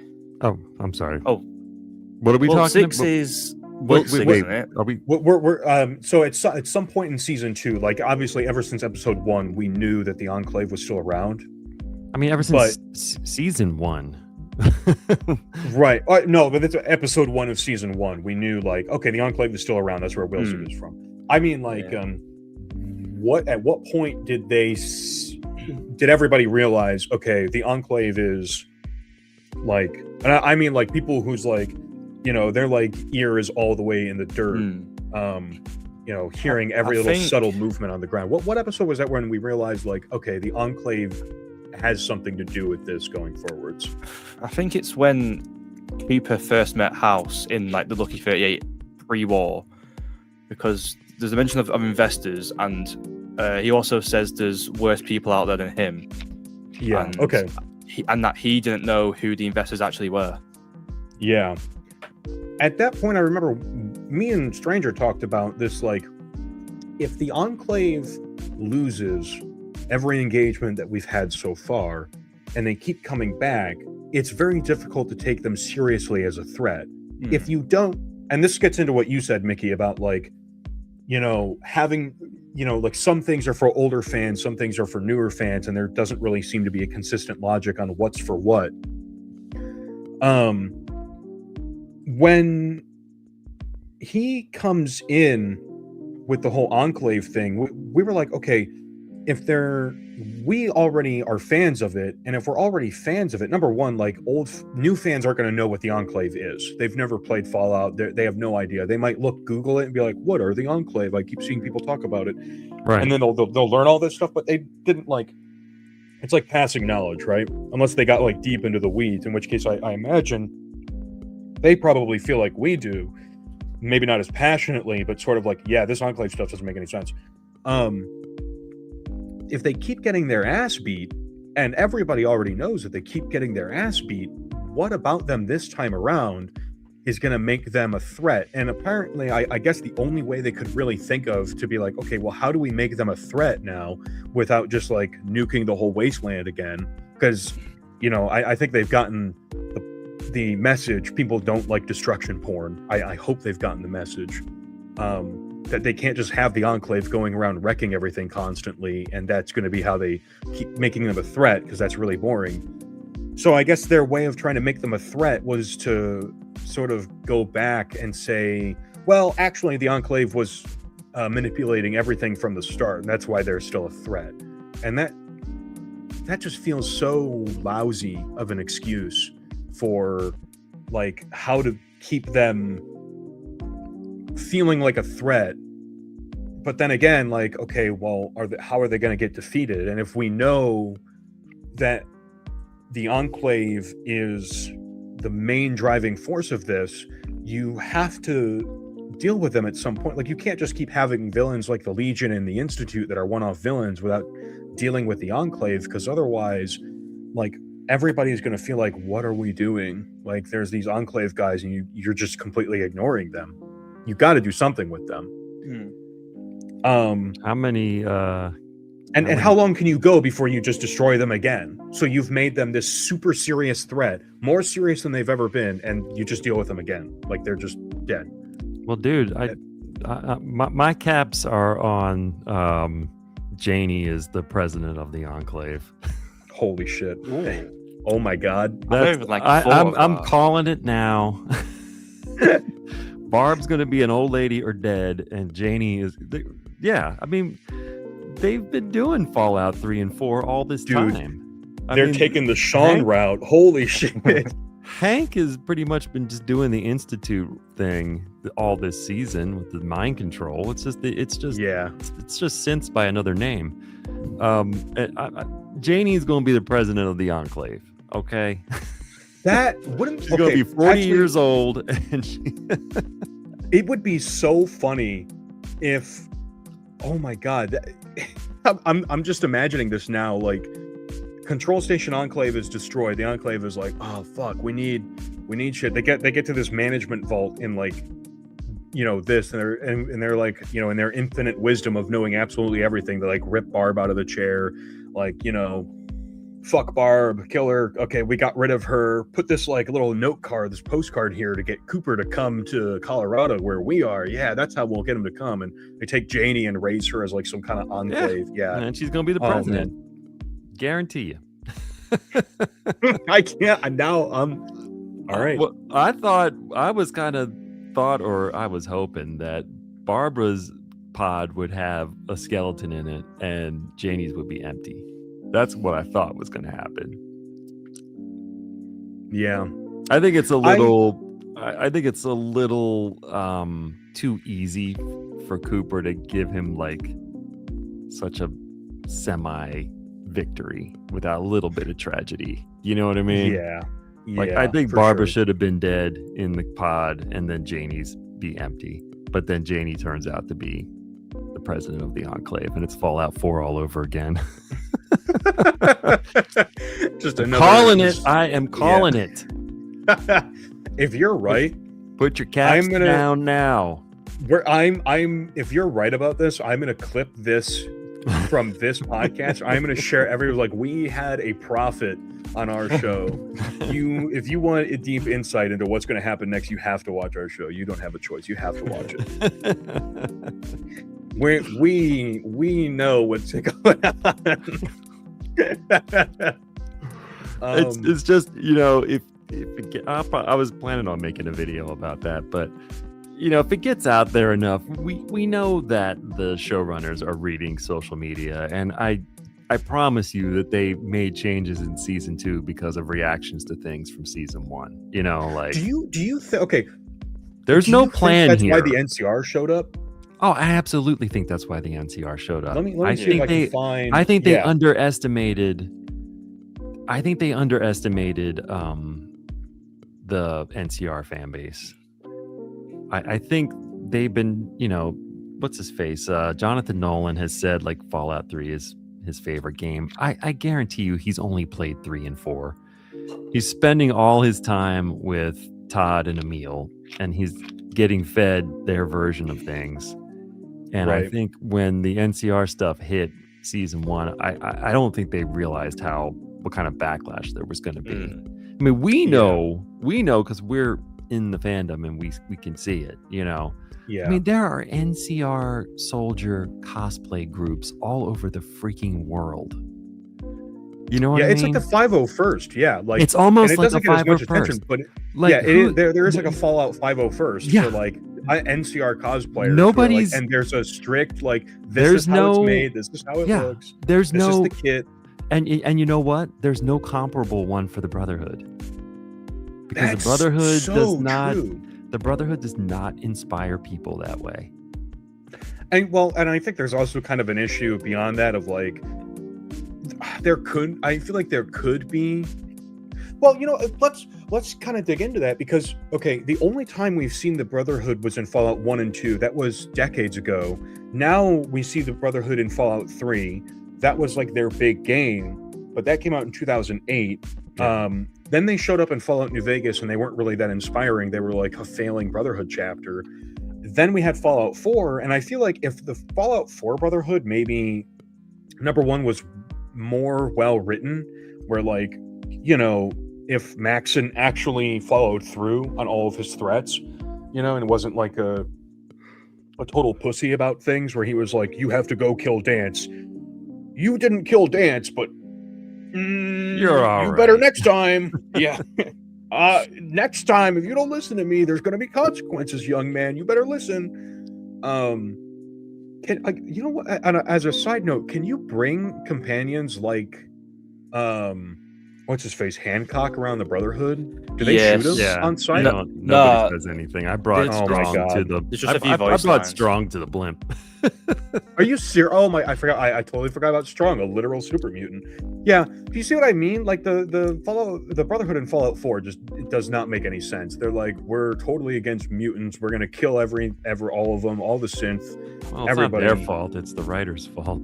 I know that, but It would like- make more sense if they opened fire on you if you came. yeah, immediately. Hancock It's like or yeah, like it's there. and it's a hard lock and that's it. You can't join Yeah. them again. But Bethesda yeah, wants you'll have you to be able load a to. previous save. Yeah, But Bethesda wants you to be able to not have do too anything much and go friction. anywhere. Yeah. That's like disguises in New Vegas. Like if you could dress as an NCR Ranger, but if you wanted to deal with the Brotherhood, you were going to have to take that shit off, and Yeah. like I and love if you the didn't, disguises. there was consequences.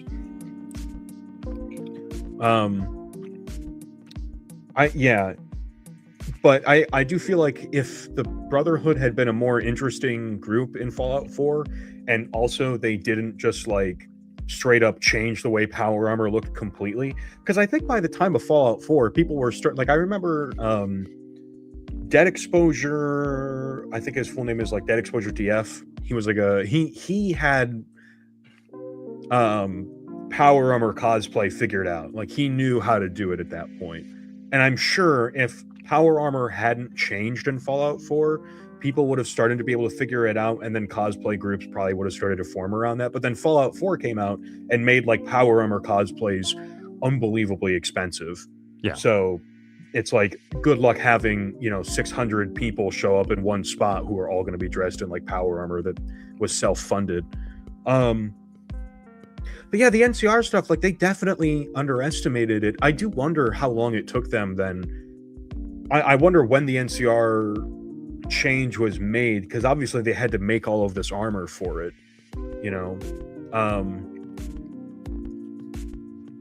clearly they're not written in they're not folded into the story. They're kind of like a background thing that's going on just to, in your short review, you compare them to the like Charge of the Rohirrim in Lord of the Rings, and I definitely think like the similarity is there, but none of the setup is there for them. There's just the Not one in the captain same- who keeps talking yeah. about like, oh, there's Well, not there's a according to regiment. the people in my comments. Okay, let me ask you this, because the last time you were on the show, and I was thinking about this it's part of the reason why I asked you to come on, is because I remember you specifically said this. If the NCR came riding over the hill like the Rohirrim, and at the end of the day to save the day, and like they showed up and the captain and Biff and the ranger that were like holed up there were right, it would be like a cool moment. And I wanted to get your input on that. It is a cool moment. Like it is a cool moment. So it is a cool moment. It just what lacks specifically about it do you think? It just lacked like- the proper setup to really make it a good payoff. And it's, because you do, in the moment, you're like, oh, yeah, awesome. There's the ranger with the anti-material rifle, and he's doing the thing. And like, Yeah. that stuff only doesn't really that stuff has no effect on me. But it was cool to see the NCR doing the thing. But as soon as it happens, I'm like, wait a second, why are these guys even here? Like, Yeah. you know what I mean? Like, why are they there in Freeside at that moment? Did anybody call them? I had some guy in the comments. He's like, well, obviously the suit had a tracker in it, and that's why Oh they my showed up. God. And I'm like, what the? That's ridiculous. Y'all are writing for the writers, man. Yeah. It's like Yeah. it wouldn't have taken much to set that whole scenario up so that it was like a really satisfying payoff. Right. But you also mentioned that Biff, like clearly they had captured like from Biff her got unit too. right. Biff got snatched. So you're like, well, how did this guy get snatched? Like the ghoul couldn't even sneak up on him, because remember, Biff planted the ghoul on the ground. Yeah, But one of the somehow Rangers. Hank- I don't think it was Biff, but yeah, you're right. Like, Well, there was only they there was two guys. There was three guys in the camp. It was the captain, it was Biff, and then there was a guy standing up in the hills. There was only three. I've watched those scenes over and over again. There's only three people there. I'm assuming it's the Biff. detail isn't important, but the Rangers got the drop on Cooper, who is like Right, but Biff is a ranger. Yeah, and not like he's a ranger wearing like elite gear. He's Right. The other ranger wasn't even dressed in the elite gear. So I'm This saying, was a like, ranger. how did with, Hank, how did Hank grab this guy and not touch the others? Like, yeah, and I guess like okay, maybe I just thought of this, like, maybe what if the would've helped? captain? What if the captain was like, "Oh shit, we got to go after Biff. Where's Biff? Rally the Right. troops. They must be at the Lucky 38 or something, some way to explain That would have why made they sense. were all there." You could infer that, but then also, if that was the case, why didn't she go find them in the first? She was waiting for them to come to her. She didn't even know that they were. She was just hoping for them that they were still out there to come get them. So then she just suddenly infer appeared and assume and guess and maybe and probably. That all robs scenes of their emotional weight. Yeah. Like the Lord of the Rings thing, payoff was sweet. Second you saw Gandalf, you were like, that's right. He went to go get help and there he is, Like it's all there. And the people that were being helped were the people that were involved. Like Maximus was not involved in the NCR plot. It was Lucy and the ghoul. Yeah. So the maximum character payoff would be with those two, not with Maximus. Like, I get that they're trying to build up Maximus as this NCR, adjacent guy. And that's why I said earlier, like, maybe what would have helped is if the captain was like, "Oh my God, Maximus, is that you? I haven't seen you in 20 years." Like, if there was some kind of bond between the two of them. Like, "I haven't seen you since you were a little boy in Shady Sands." Yeah, like if they had that would have been talking to, that would have helped for sure. That would have helped. They didn't do that. No. Yeah. No, Maximus, or how about Maximus looks at the NCR flags and starts getting sniffly. Yeah. Like you have to sell scenes to people's emotions, not just to their member berries, not just it's I don't know if I took a screenshot of it. Let me see if I did, but like I didn't. But the scene where Maximus and Lucy reunite is infinitely more emotionally powerful than this. Like this was cool, but the scene where Maximus and Lucy reunite was actually like, it was such a good payoff because the last time they saw each other, Maximus went down trying to save Lucy. Yeah. And then it felt like Lucy had abandoned him, which is why I feel like he just kind of went back to the Brotherhood because he felt betrayed in a way. Like Lucy just disappeared without him, and left him behind. But now she's like, Maximus found her here. It was like this great reunion. It finally happened. Yeah. And then that was a good moment. I really liked that moment. That happened right on the heels of Lucy's dad. I thought Lucy was going to turn himself. Yeah, I thought she was going to turn in Hank to the NCR. I thought she was going to march him over to Freeside and be like, "Here he is. Here's guy who blew up Shady Sands." That would have been nice. I think that would have been better than what happened. Yeah, no, you're 100% right, because the whole time, you and I and a mysterious stranger all said the same thing. Who the fuck is she going to turn him into? The NCR is gone. There's no governments.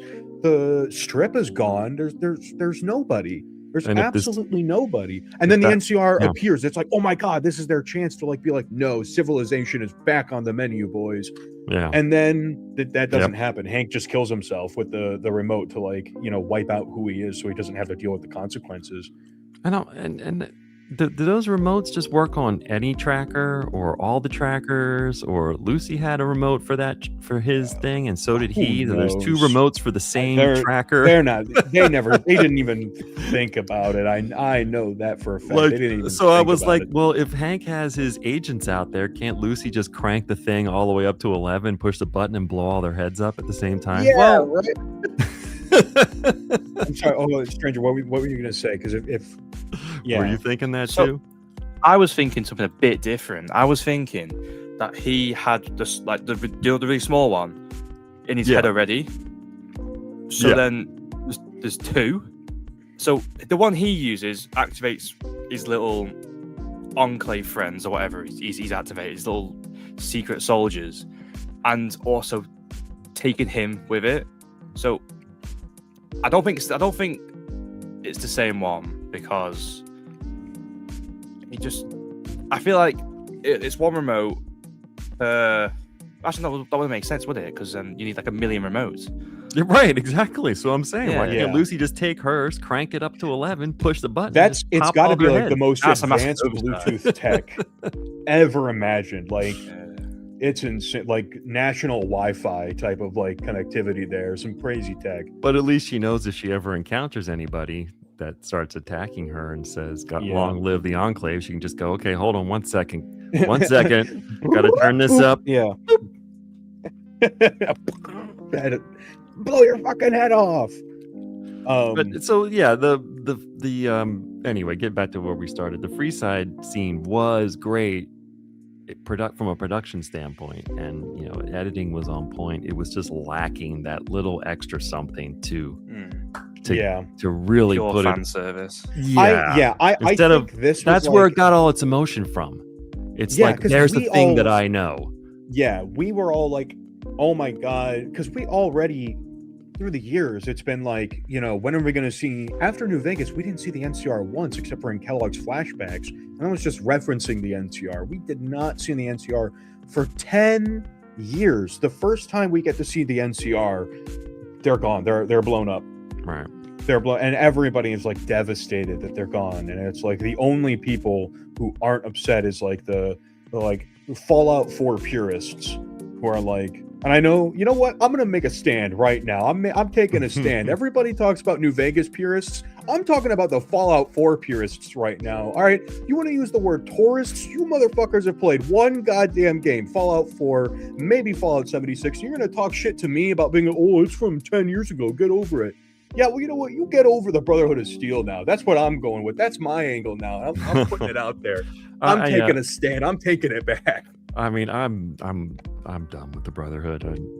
If I'm being facetious, of course. Mostly. I'm not. I like If those blimps all, I told you guys last time, if those blimps all crashed into each other and that was it, I'd be happy. Good. Yeah.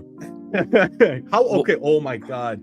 I don't have a picture of it because I wasn't able to finish the episode before, because I took too many notes. I paused the episode too much.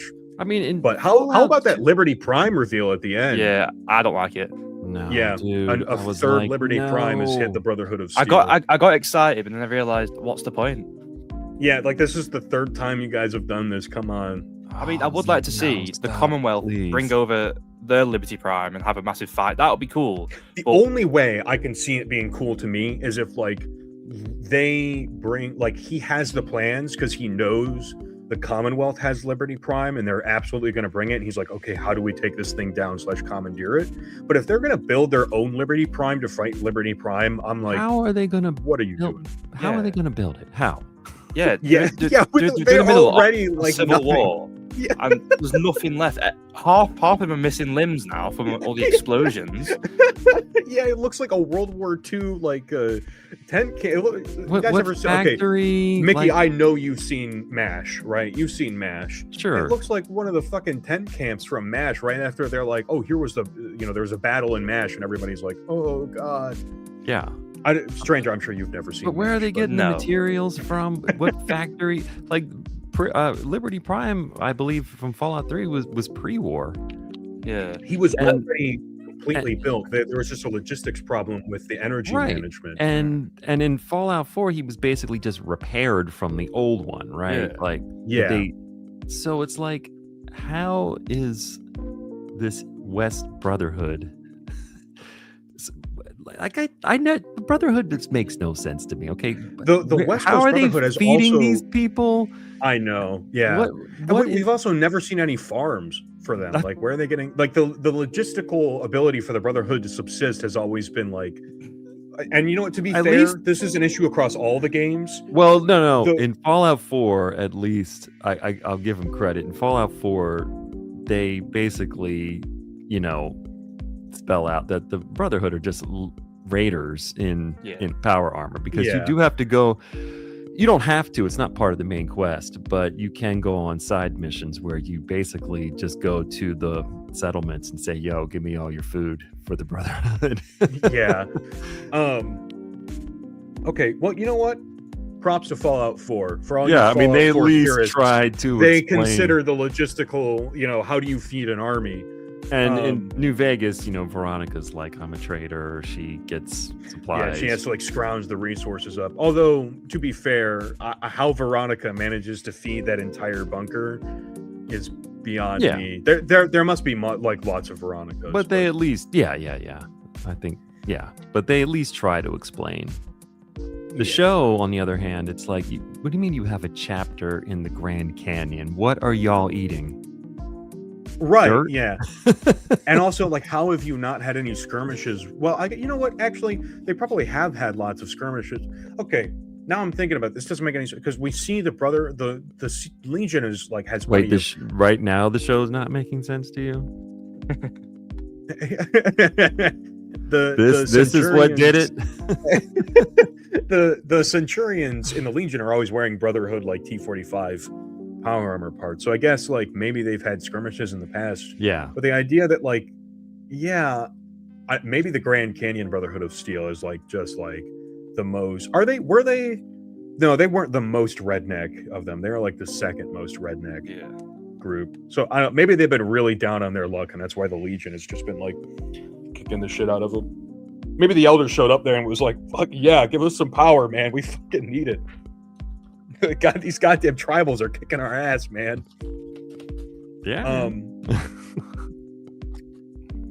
Let's see here. What do I have? What other images did I screenshot that I felt were important? What did you guys? Okay, so Maximus has this moment where I've been trying to grapple with his character arc because he's gone through an arc. He was motivated by fear and just trying to survive by himself. Do you feel like his arc was well done, or do you feel like it was just shoehorned in? For me, this season 2, Maximus is the MVP. Yeah, I think he had the best overall story. I'm not gonna say it was perfect because there were definitely spots where I was like, nothing about this season is perfect. Yeah, this seems really contrived. But I think overall he kind of comes out the best. I give him MVP status. Last season it was Norm. This season, Maximus all the way. Yeah. What about you, Stranger? And I guess I'll give my opinion last. But how did you feel? Do you feel like it was well done, or did you have a gripe or something you would change? I mean, I liked his character arc. He's not my favorite because I'm biased towards the Ghoul because I like pre-war stuff more. But I feel like Maximus, at the start, we saw him as a puppet to the Elder. He just sort of did whatever he said. And then he started breaking away from it when Dane was sort of convincing him to do the right thing. And then he did the right thing by killing that Paladin Harkness, who's definitely a simp still. Oh boy. And I just think that Maximus has had the most stuff. Yeah, he's gone through the most, and he's obviously the strongest character, I think, out of all of them, because look in the photo. He was going to fight a Deathclaw, multiple Deathclaws with a stick, basically, and a roulette table. That mindset's good for his character, and I like the way his character will be going. From the last scene we see of him and Lucy, where it's this is the wasteland. I like that. I feel like him and Lucy are going to work alongside House, not for House. Yeah, I think it's going to be something like that. Yeah, do you guys think they're going to work? Because the way we see them, they're overlooking. Maximus clearly has this connection to the end. They've indicated an obvious connection to the NCR. He lived in Shady Sands. He obviously cared a lot about the NCR. When he saw the NCR power armor, he got all emotional. Yeah. He strolled up in it. When he got there, people were cheering for the NCR. And then, you know, he gets out and they're like, it's just a kid. And he's credited as Shotgun Jeff. Shotgun Jeff is like, we got to go help him. We got to go help him. Everybody else is like, no, fuck off. But then as soon as he's like out here, he's like thinking back on like his time with his dad. And then like, you know, the Brotherhood of Steel shows up and it was like, you know, that was when his life went awry. But here he's like, no, I'm going to die here. This is where I'm going to die. And I'm going to die a hero. Or like a martyr. And then immediately afterwards, that's when the NCR shows up to save the day. And he's like, oh, they're back. And then the lady, the captain, you said Rodriguez is what? Yeah. Her name was? I think that's right. Yeah. She shows up and she's like, we got it from here. But she has no idea who he is. I think that was just a missed opportunity.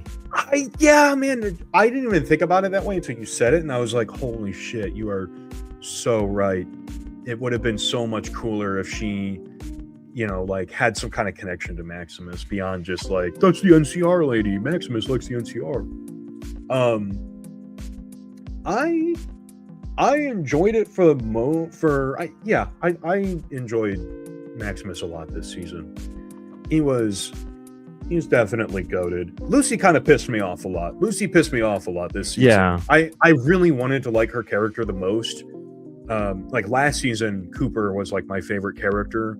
Even this season, like I still love Cooper, you know, but like Maximus definitely got the spotlight of being he came in at the end and snatched up the victory. Yeah. Oh, like, for sure. I wasn't on like the early Brotherhood stuff. I found like exhausting, but once he kind of broke free of them and was on his own, he came out of nowhere and scored the win.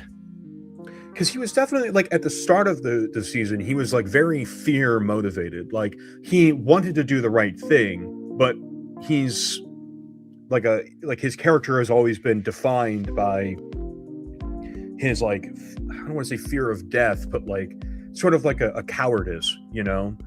And so he stays with even when he was going to be killed by the Brotherhood, he gave up Lucy and Cooper's position where Moldaver was, where the Cold Fusion was, to go get it. And even knowing that would put Lucy and life in danger, and he did it to save himself. He could have died there, and he could have done it to save Lucy, but he gave it up. So then you go into season 2, and he's with the Brotherhood of Steel. He says he wants to do the right thing and bring like stability back to the wasteland, but he's doing it through the Brotherhood because he feels safe in the Brotherhood, even though he's being totally manipulated by them. And then as the season goes, he's realizing like, no, the Brotherhood are not the good guys. I can't stand by this. And then finally he gets to the end of it, and his like, how do we bring stability back to the wasteland is through the NCR, the way it used to be when he was too young to really remember that.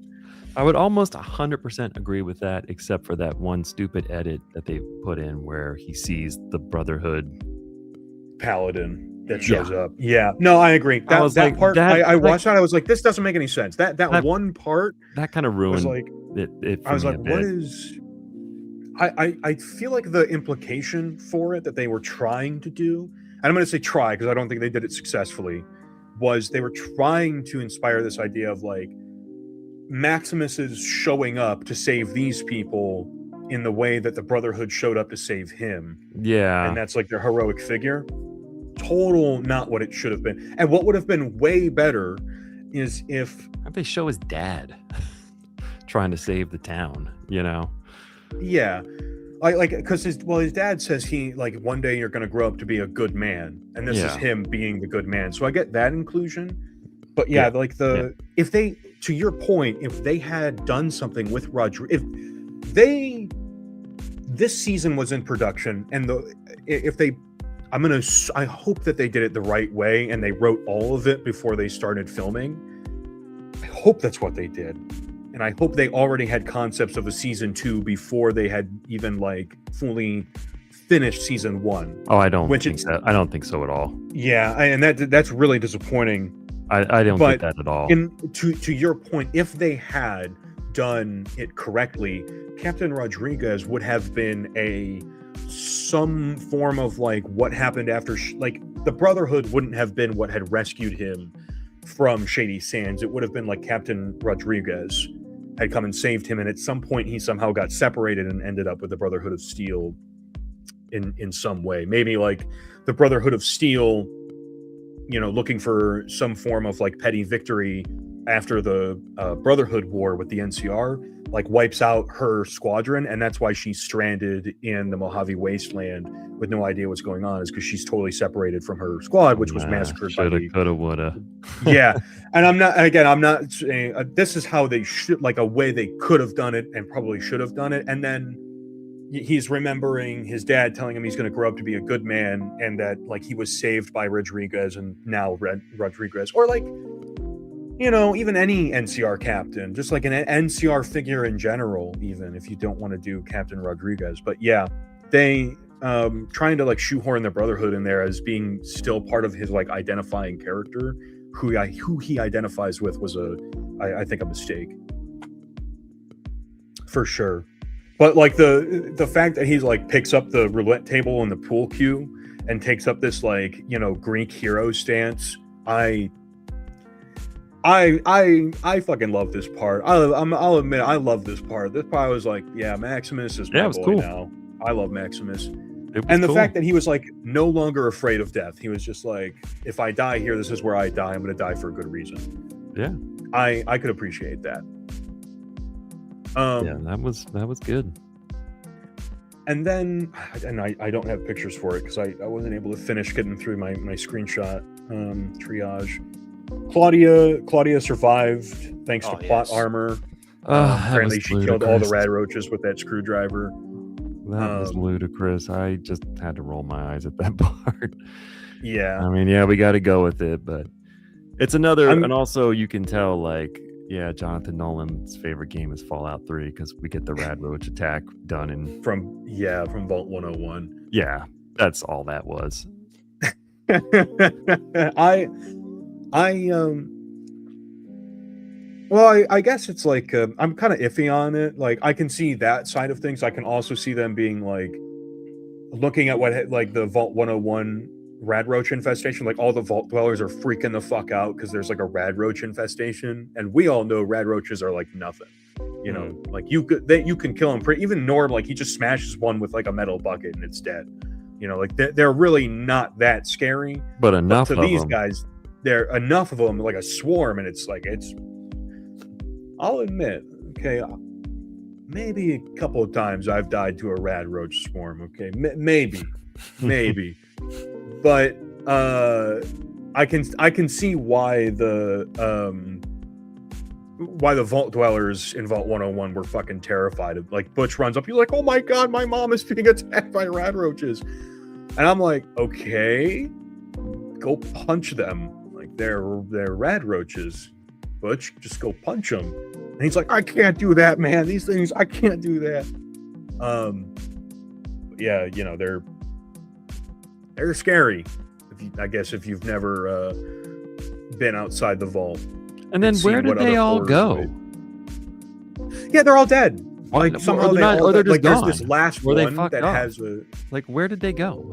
I'm assuming they're just all dead. Like these guys managed to kill them. I can count 3. I see 3. So yeah, like I don't know. Who knows? Like where did they all they go? just had to get rid of these guys. Did they all squeeze under that door? You know how they flatten themselves out? Yeah, this door. Yeah, they were like, all right, let's get out of here, guys. Let's go back to the rad roach pen. Before, I mean, this lady comes out here and screams at us. This was just a little ridiculous. That I'm almost certain that at some point next season we're gonna see Norm somehow reunite with another character, like Lucy or maybe Cooper, or like just something, and then they're gonna meet the Philly lady again, and she's gonna be like, you Vaulty, you fucking you let my rad roaches out, you son of a bitch. Yeah. And they're gonna it's gonna be another like little joke. But yeah, Claudia, her plot armor saved her. What else do we got? The Enclave knows everything, set Cooper up. they're gone. Oh, that's Well, the with end the of setup my- thing, you mentioned at the start that you were all confused why they picked Cooper to get Cold Fusion and Hanks watched the Enclave. I think the obvious answer to me, at least, is that they just needed a fall guy, because if a member of Voltec was to give Cold Fusion over to the Enclave, Yeah, like I could. Yeah, if Cold Fusion just straight up disappeared. yeah. So I Randomly, think just that might- having Cooper as the fall guy, because he's an actor who it has been seen at communist like places, like the rallies and stuff by Moldova. I think it's just the best chance to just throw him under the bus for it, anyways. Yeah, I could see that. Yes. Yeah. Like I It's said, the the Cold best way to Fusion explain thing is only as important as it needs to be at any given time. In season Yeah. 1, it wasn't nearly as important as it is in season 2. I hope we don't see it again. Well, now that it's hopefully in it House's stays. thing, I think it's done. Yeah. I think well, now the house has it and it's locked behind that door. The door is closed again, right? Yeah. Who knows? Yeah. Unless next season it's like a Cold Fusion 2.0 or something that comes out. Yeah, they're like Cooper yeah, was the Enclave like, is like the only reason we let Wilzig leave with it is because we already made more. yeah. Or, And then we're like, maybe Cooper just charged House up a little bit, and then I was like, okay, I set your battery to 90%. I'm taking the thing with me, you know? Yeah, like he went back if I saw it upstairs again. and grabbed it, and that's why his thing says no signal again. Yeah, it's like who flickering. Oh knows? my gosh. I think they Yeah. leave themselves these little ambiguous things so they can write themselves out of corners when they get stuck into them. But I don't know. And then the Legion is coming down the street here. That's what they're looking at, right? The Lucy and Oh yeah, Max. I'm at the sorry. Yeah, very we're end back of on the- this part. Okay. I don't have the I don't have a screenshot from it. Okay. So I'm just gonna. All right. So yeah, this. Oh, okay. So Cooper's getting arrested. Then. But yeah, at the very end of the episode, they're looking out over the Legion marching towards. The Legion I think is going to be like the next. So Hank was so in the first season, Moldaver and Cooper were kind of like duoing as the short-term villain. And then now it was Hank was this season's short-term villain, and I think next season the Legion is going to be the next short-term villain. I don't know though, because that credit sequence makes it seem like the super mutants kind of came in and wiped out everybody. I mean, you saw the gore bags everywhere.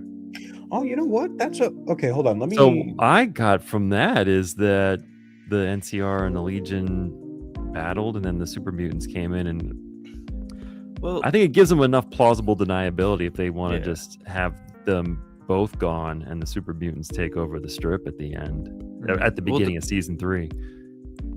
The credits are like the most confusing thing lore-wise because we can never take them as canon. like being literal. Do you got a pic? Do you have the picture of it? Because I'm going to see the screenshot. gore I'm bags. going through the episode right now, and then if I see one, I'm going to screenshot it. I mean, I got from the credits that the NCR, set up base in Freeside. Then the Legion came in, and you see people up on crosses. I can only assume those are NCR people on crosses.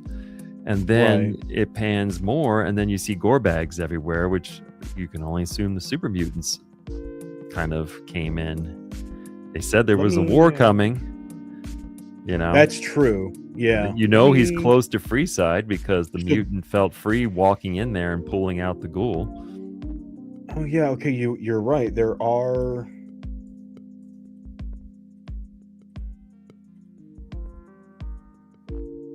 it's panning. I panned too much. I gotta rewind it. Fuck. God, I hate Amazon's. Wish they would just allow you to Okay, well, I can't get there's too much motion blur that they use. Let me take a screenshot here though so we can look at it. I'll pull it back up. Yeah, I might have it too, but I'd have to. Let's see here. What was my last number? 19. So this is screenshot 20. Gore bags. Save. Close. Make sure that it might have to. Oh, no, I didn't want to rotate. No, I wanted to refresh. Yeah, so you go through Freeside, and then suddenly you're in Legion territory when you come out to the strip. Yeah, and then there's all these people up on crosses, and then the gore bags. And then you start seeing the gore bags, and you're like, okay, so, and there's skeletons everywhere. Yeah. So here, there are two hanging gore bags by this Legion sign on a billboard. And then there's another one on the Rockies sign. If you go, so there's the one that says "Welcome to the Rockies" or whatever, you'll see another one. And there's a Legion flag there, so we can only assume that the super mutants were victorious, because why would the Legion leave gore bags hanging? Yeah. Unless, of course, they just assume that the Legion is like going to do the same thing. Well, because we see them in the thing, they're way more brutal. In like episode 3, they are way more brutal to their prisoners than they were in like New Vegas. So maybe, but yeah, gore bags are definitely like a super mutant sign. Yeah, so I'm thinking, if they decide not to go with the full-on battle at the beginning of season 3, they might just be like, yeah, the super mutants won, man. Did you see the credits at the end of season 2? Yeah. And then this avoids an expensive, Yeah. Like they're like, I really hope that it's not just like the super mutants came in and killed everybody, because that would just be them doing the same thing they did in season 1, where they're like, yeah, we just killed all the NCR characters off screen. The NCR is gone now. Yeah, you're welcome. And then they do it again. Yeah. They get all this goodwill for bringing them back, and they're like, yeah, a bunch of super mutants killed them all. But I kind of feel like that's what the credits are showing. Maybe I'm wrong, but yeah, I hope that this is like a Legion gore bag. Well, you know what? Maybe this is a subtle. Let me put on my tinfoil hat here real fast. Maybe this is an indication that the Legion had like super mutants in their ranks or something ridiculous like that. If they're saying like, oh, we're going to go to Colorado, and in tactics there were like super mutants in Colorado from the Master's army, maybe they somehow integrated into the Legion. Like they were looking for a new hard. Yeah. You're going to hurt yourself stretching that hard. I'm going to pull a few muscles here, but maybe they were like, the super mutants were looking for a new army and the new master, and Kaisar was like, well, here I am. And they said, okay. So that's my tinfoil hat conspiracy. That is almost 100% not going to be the case. Mysterious stranger, what do you think? I want to hear your thought. Yeah. Give us a little bit here. Right. What do you think these credits are saying? I don't know anymore, because it's so confusing. Everything, right? The credits so far, I've loved the credits, especially the Canada one from last week. I love that one, but the one from episode 5 or 6 had a literal dragon in it. So I don't think we can take it for 100% canon. But I think this is like, I don't think this is what's going to happen. Personally, because I don't know. I don't want it to happen. I have no reason as to why. Like, I can't think of a single reason as to why there would be gore bags there. But I'm like, God, please don't let it be. The guy said that there was a war coming. Yeah. I'm just gonna say Marcus, because I don't think it's Marcus. I don't think no, because I think if you want Marcus, you just hire Michael Dorn. Yeah. Like Michael Dorn is Michael Dorn. He has a very distinct voice. He's got a lot of sci-fi cred for being in Star Trek Next Generation. Like, you just hire Michael Dorn if you want Marcus. So That's fair. That's why I don't think it's him. So, would you say it's probably just like a Just like a another random mutant. super Yeah, mutant? just a new mutant. I don't think it's Marcus. That's fair. Michael Dorn is younger than Ron Perlman. I mean, not by much, but by only 2 years. But He doesn't have the super aged. It's not like gravelly- he's aged out, And I think he was on Ron Star Trek Perlman has like a Picard. really grovelly voice too. It's a very Yeah. Who voiced this super mutant? Was it Ron That was Perlman? Ron Perlman on the show. Yeah. Okay, yeah. He has a very grovelly voice compared to Michael Dorn, who's like a much more like Marcus has a very like normal person Smooth voice. He has a smooth tone. Yeah. Yeah, he's like he sounds like your uncle or something. That's just like, hey bud, how you doing? How you doing there, champ? Because I can see Marcus calling someone champ. Well, you know what, guys? I'm looking at the clock, and I'm gonna have to wrap it up soon. All right.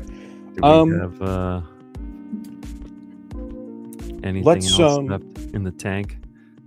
For this, well, let's just on a Mysterious Stranger. If you have something to keep going with, we can talk about it. Yeah. But if Mickey has to go, I totally understand. We have a pretty long format. Yeah, I'm afraid I'm gonna have to jump into you the old vertibird here. All right. Well, I'll tell you what. I don't think that we really have anything else to say necessarily about the episode. We've gotten our opinions of we've already talked about how we felt about the season as a whole and everything like that. So I don't think there's really anything to say. If you want to plug your stuff, now is time. Go ahead, and then me and Mysterious Stranger will figure out if there's anything else we want to talk about before we wrap it up. Well, just what I said at the top. You can find us and our content at The Fallout Family on Instagram, TikTok, YouTube, Facebook. We have our series, The Courier and the Sole Survivor. We just finished season 2 about 3 months ago. I am starting preliminary work on season 3. And I hope to have that finished by the Good Springs event in November. But please like, share, subscribe, all the things. All right, man. Thank you for coming on again. Thanks for having me. I really appreciate you taking the time. I know we do a long thing here. So, just take care and thanks for coming on. I can't say enough how much we appreciate you coming on again to talk about it. Genuinely. Thanks. Seriously, thanks for having me. I love to talk. So. All right, man. Safe travels. Take care. Take care, guys. Take care, mate. Bye. All right. Is there do we have aside maybe more in the implications for the Fallout universe in general? Because I think we've covered pretty much everything that there was. We kind of tackled the Liberty Prime thing as like a little tease where the Brotherhood's not doing well, and Quintus calls himself like Quintus, that he's no longer going to be like Quintus the Unifier, which I don't know if he even ever called himself that, but he just called himself there. Yeah, and then he's now the Destroyer. Yeah, Quintus the Destroyer. I sort of cringed though when he said that. I'm like, I was like, all right, man. And then he pulls out the Liberty Prime thing, and I was like, a third, we're doing Liberty Prime. This isn't even Fallout 4 was Liberty Prime Electric Boogaloo. This is like Liberty Prime Redux 2.0, the special edition vinyl album. I'm like, what we're really breaking out the oldies. I have the worst feeling that the Enclave are going to get involved with building Liberty Prime. That's how they're going to do it. And if that happens, I'm literally just going to turn the show off. I'm not having it. So Todd Howard, if you're somehow listening, do not do that, please. God Howard, whatever you do, fucking intervene. Don't let them do that. Please, Todd. God. We love you, Todd. You can release Skyrim another time, please. Yeah, Todd. I'll tell you what. If you stop them from doing that, I will buy. I have it on PC. I'll buy it on Xbox. I'll buy Skyrim again on Xbox if you stop them from. I'll buy 5 more remasters, please.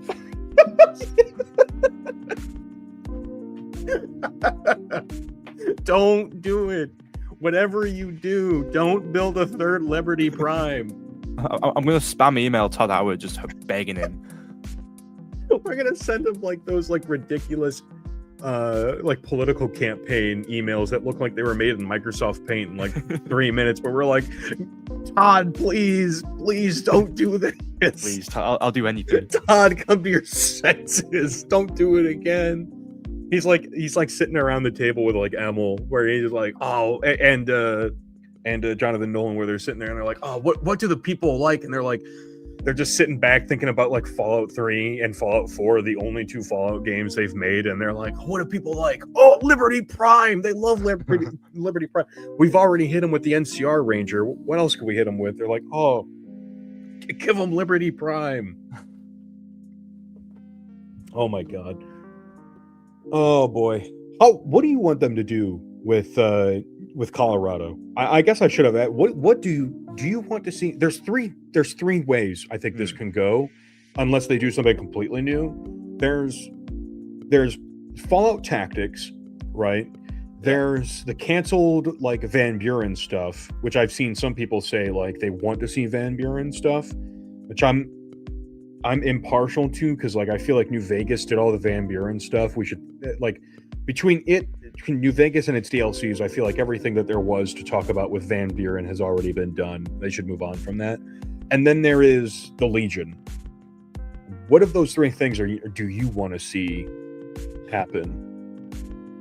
Well, or like take center stage for like what's going to mold their idea of what Colorado looks like.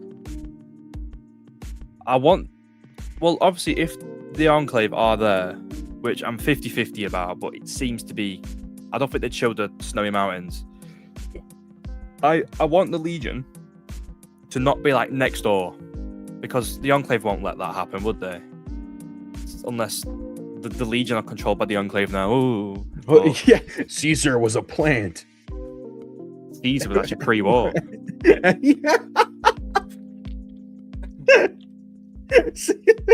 They're gonna show a pre-war scene with Edward. They're gonna be like, Mr. Sallow, how are you doing? And he's gonna be like, oh yeah, I just gave my lecture on Roman history. And we're gonna be like, no, damn it, Todd, not again. The thing is, it's not even out of the question. That could happen. And if it does, it's not. That's the sad part, is that it's 100% plausible. Yeah, please, Todd, please. Don't. But Todd, if you're listening, please, don't give us pre-war Caesar. Don't give us a 3rd Liberty Prime, an Enclave Liberty Prime. Oh, but I want the Enclave to be powerful. I don't want them to be like. I want them to actually win some stuff for once. Be actually a challenge. I want them to be powerful, not like omniscient. You know, like that's powerful, not omnipotent. They should not be like, you know, fucking like Sauron from Lord of the Rings. I don't want them to be like that. I want them to be competent, capable, dangerous, but not like a godly force. I hope they tone it down a little bit. I want to see some power armor as well, some XO1, some Hellfire, stuff like that. Yeah, man. I want to see I want to see advanced power armor with the like big reactor that's on the back, because like the XO1 has the whatever design it has on the back, but like the APA has like the big orange fan, like the glowy parts. Yeah. I want to see that. I want to see Tesla armor. That'd be cool. I want to see like the Enclave armor, the not XO2, the APA Mark II from Fallout 3, the like standard suit that they wear in Fallout 3. I want to see that shit. That shit looks hot, and I want to see the live action interpretation of those, man. God, I would love to see. I was talking to my buddy Tony the other day, and like, because he just finished watching the whole season. He watched like the whole season over the course of like a week, and he told me, he was like, oh yeah, I liked it. It was decent. I enjoyed it. And I was like, okay. And we were talking about it, and we were mentioning like the Enclave, and I was like, man, though, I really hope next season, like just as a wish list item, I want to see more suits of like different suits of power armor. Like I want to see, because they already did the T60, and then this season they gave us T45, and they gave us the NCR power armor, and they teased T51 in that one CG scene, but we didn't actually get to see like a live action interpretation. Yeah. I want to see more live action interpretations of power armor suits that we've seen that haven't gotten the like Fallout 4 treatment yet, where they're like huge and big, because we haven't like the Exo 1 suit is like the advanced power armor, but it's different. I want to see that. I want to see all the Enclave stuff come to fruition. I want to see them just like looking badass and like aura farming, just looking cool as shit. Yeah, definitely. I want a new character as well, because now that the Ghoul's off on his own, I don't think Lucy and Maximus will actually go to Colorado ever. I want them to stay in Vegas. What do you think they're going to do? Yeah, stay in Vegas? Like, yeah, I think they're going to stay in Vegas and just like... I think Lucy's going to try and contact her vault. And we know Norm's heading back to the vault with Claudia because he has no clue of like... He knows FEV, but he doesn't know that it's going to happen to his vault. And he also says, well, you know what'll probably happen? Stephanie, you know what we kind of glossed over was when Stephanie pulled out the Enclave Pip-Boy and contacted them, and then she initiates phase 2. I'm wondering if like if Norm isn't going to be able to get into the he's not going to be able to get back into the vault because like phase 2 will have been initiated, and then when he gets back to Vault 33 it's going to be like totally sealed off. He can't get back in. He does tell Claudia like, let's get you home, so we know he's like heading back, but yeah, we don't really know like what Norm is going to be able to do next. Do you think he'll be able to get back into the vault? Because I don't think he'll be able to get back into the vault. I think he will, because they have that duct, don't they, that they got out of. That is how they got out, but I don't know if, because Claudia's injured, I don't know if she could get back down. Like, I feel like he would have to go to the front door. And then Betty, I think would Betty even let him back in? I think so. I feel like Betty and Norm will sort of like stick together now. I have a feeling that they're gonna like. Well, they may have a common enemy in Steph now. Yeah, that's what I mean. Like, because Steph is definitely like the junior vault management, like all the fucking crazy people from Vault 31. Like Steph is one of them. Yeah. And now she's basically made herself a common enemy. Do you think she kept her word on Vault? You know what? She might not have kept her word on giving Vault 33 more water. I think she did, but because that's how she got the box. Was the train off of water. Unless she just took it back. She agreed, but it's possible that she just decides she's not going to actually follow through on that, especially now that she's initiated phase 2. She might feel like she's back in control and just shouldn't. And then maybe that forces, like, when Norm gets back to Vault 33, Betty has to like just open the vault and be like, there's literally no water, like we have to leave. Yeah, it could you know what, now that I'm thinking, it could be like the Vault 33 dwellers are forced to leave Vault 33, and when he gets back the door is just open, and that's the next like thing is like where he sets up camp there. Yeah.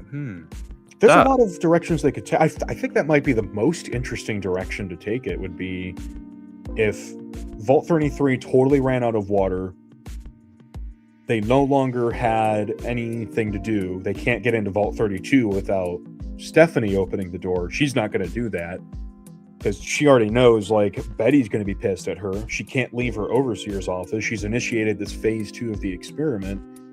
And then if Vault 33 is abandoned, Norm gets back and he's like there to pick up the pieces, and it would be an interesting like thing for Vault 33 to like echo what he had seen in like Vault 32, maybe with like the abandoned vault, and maybe there was like there could be some violence that happens in Vault 33 too, because you have a faction that wants to stay in the vault and a faction that wants to leave the vault. Yeah, definitely. I like that. Yeah. Because that's almost always the case with every vault that we see, is like they're inevitably, like it was in Vault 34, Vault 11, we see it in like Vault 101. There's always like a faction even Vault 13, it happens in like Fallout 1. There's a faction that wants to leave and a faction that wants to stay, and they always end up fighting each other almost to the death. And the leave faction almost always wins because the vaults are abandoned. Yeah, unless it's like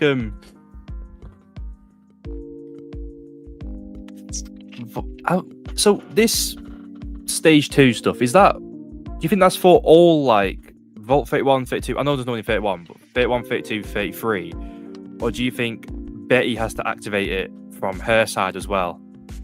That's a good question. I'm assuming that Hank was supposed to initiate the experiment himself because it was his keepsake that he brought, and it was in 33. Yeah. So I'm assuming, or I guess it would have been in 31, and then he was sent to 33, and he brought it with him. I'm assuming he was the one who was supposed to initiate it, and I guess that means it probably was a vault, like a complex-wide experiment. There's a lot of layers to this onion on what the experiment is. We probably should have asked Mickey about that. Yeah. What he thought the experiment was. It's obviously they're going to try and turn them into some mutants, but could be anything. Knowing what they're doing, like how kind of Bethesda treats FEV, for sure. I would really hope that it's not. Like, I kind of want it to be more like a Fallout 2, Fallout 3 use of the FEV, where they're trying to use it as like a, how can we, like, you know, sterilize people or something, like what their goal is. But knowing what they do with it, it's almost, definitely going to be like a mutation thing. Well, I really, I don't know, because like, okay, do you think Lucy and Norm, if Norm returns to Vault 33 and finds it empty, would he go looking for Lucy? Ooh. Or could he ever even, like, because he would have to cross a shit ton of territory to go find Lucy. My first thought is they're going to head to their vault, see that it's either they can't get in or there's no one there, or like it's in chaos, and then they're going to head to Vault 4. I'm thinking they're going to go to Vault 4, and then the people from Vault 4 are going to like mention Lucy, showing that Lucy got out of what's the place? I forgot the place name, but because I feel like Norm will only like he feels like his idea of safety is a vault. Right. No, yeah, that makes sense that he would go and find like Vault 4 and then that would make sense. Yeah, because I could see like a world where him and Claudia are sort of like tracing Lucy's steps for the most part. Because a lot of this season has been like Lucy has to come to terms with like who her father is, and that's been her character development point. Maximus has finished his arc of being like going from the coward to the hero. I guess it would make sense if the next stage of that arc was now it's like Norm's turn to get the take center stage, because he's been the sideshow for a while. I could see a world where like Lucy and Maximus sort of start to become the sideshow, depending on whether or not the Rangers are going to be, or the NCR is going to like stay in Freeside. So let's assume that this isn't that the like end credit scene isn't like a literal interpretation, right? Yeah. And let's say the NCR wins the battle against the Legion. I could see a world like there has to be a reason they brought the NCR back beyond just fan service. And if they hold Freeside, and like the people of Freeside were like cheering for the NCR to come back, I feel like they're setting up the NCR to be a force that stays in that area. I could see Lucy and Maximus staying to like set up a new NCR territory in Vegas, or like a new place for that, and then Norm is following in, and that's like the side story is them setting that up, because without the death clause there, and without, if the Legion is defeated, then there's not really very many other natural enemies for them to have to worry about. maybe that's when Norm gets there, and towards the end of the season, that could be like he's following and like all her breadcrumbs, and that eventually gets to New Vegas where she is. And by the time he gets there, like the NCR has, resettled Freeside and started to resettle Vegas. I really hope we also don't end up with like a rehash of New Vegas where it's like the Legion is pushed back across to Fortification Hill. The NCR is trying to occupy Vegas but is facing resistance from House. And then Norm and Lucy and Maximus are faced with the exact same conundrum that was the center stage of New Vegas, where it's like you have New Vegas and the whole story is who's going to control the Strip. Except they're redoing that now, but for the show. I hope that's not what happens. Yeah. Oh boy. Is there? I know we went through all these pictures. I'm just gonna do one more once over. Man, the base, the Enclave base looks so cool. I wanna see more Enclave stuff so bad, but I also don't. You know what I mean? Like the stuff that they're doing with the Enclave is like it's like Schrodinger's Enclave box.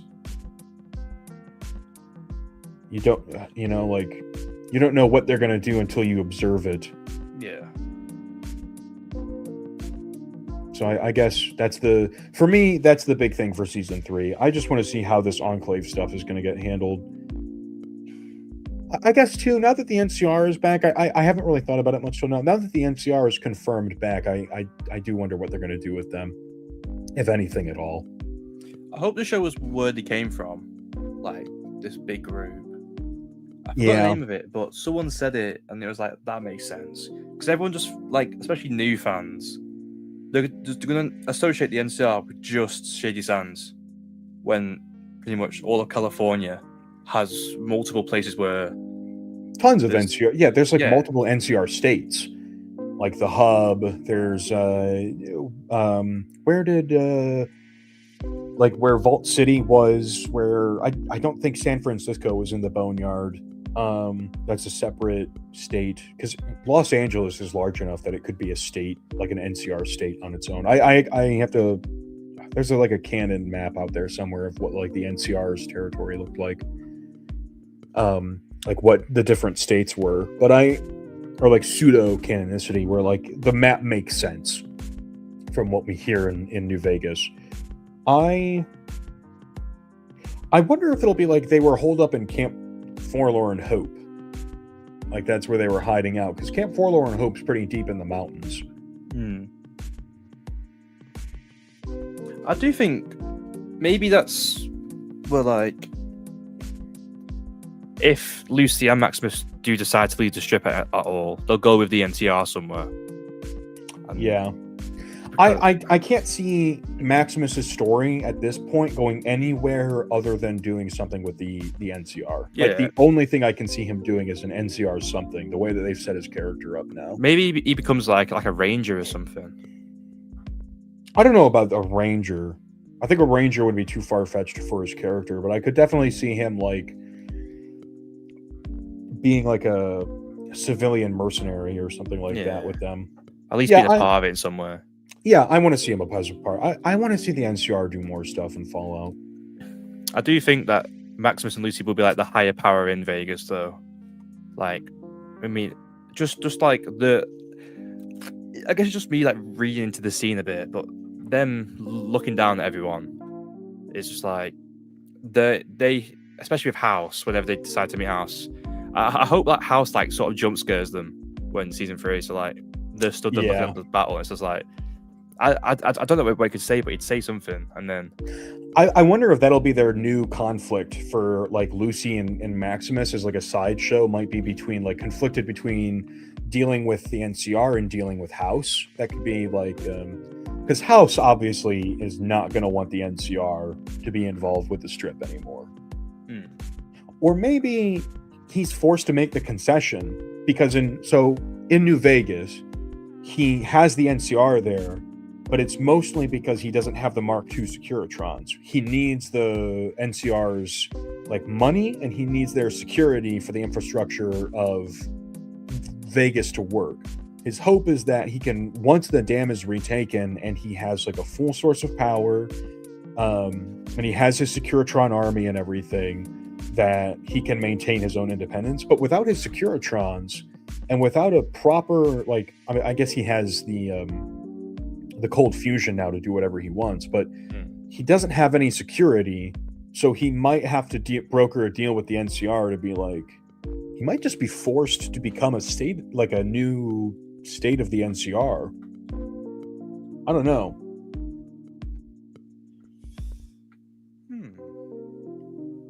There's like a million scenarios that could like branch off from. Somehow we've ended up in a worse branching situation. The whole season we were talking about like all these different branching stories that had to be wrapped up, and now I feel like, despite the fact that the season ended, we have actually like more storylines. Yeah. Like somehow we haven't wrapped up any other storylines, and we've also managed to introduce more.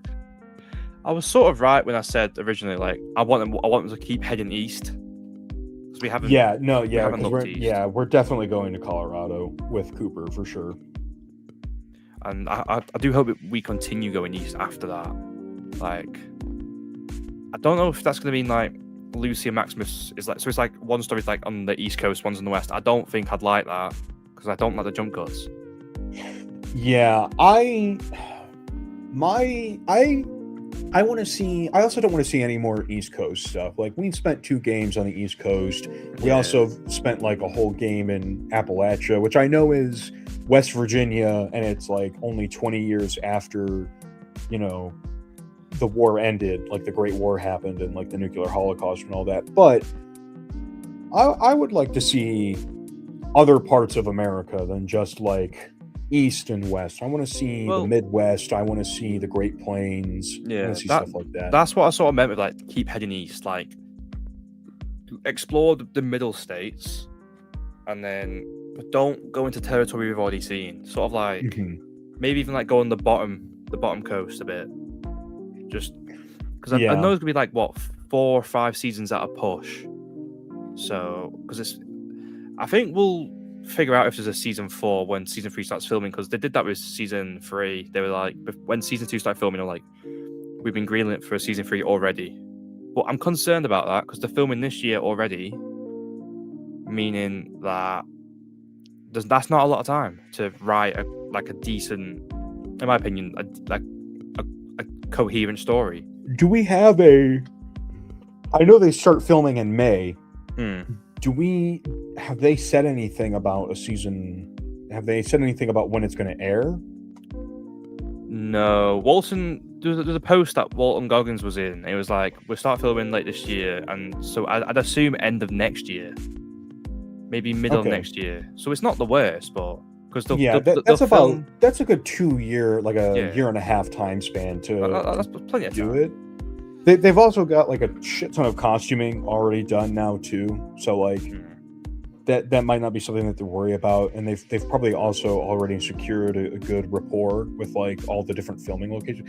I don't know anything about producing a TV show, so if you're watching this, take everything with like a fucking chunk of salt. But I don't know. I feel like it's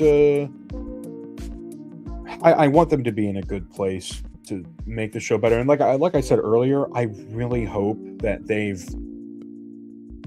knew they were already greenlit for a season 3, so I hope they planned ahead for what a season 3 would look like, and by virtue of that also thought about what a potential season 4 would look like, because I doubt they're going to be like, okay, 3 seasons and we're done. They're going to want to milk this thing to the end. At least until a Fallout 5 comes out. Yeah, but is which that is a like good 10 thing years if they down the milk line. it? Well, I think we'll get a Fallout 5 this decade, hopefully. You think within the next like 4 years we'll get one? I think we're going to get Elder Scrolls in the next 2 years. Oh, then I need to start the game, so probably 6 years-ish until we get a Fallout 5. At least. Yeah, at least. And so, I mean, that's enough time to get at least 5 seasons of the show out complete.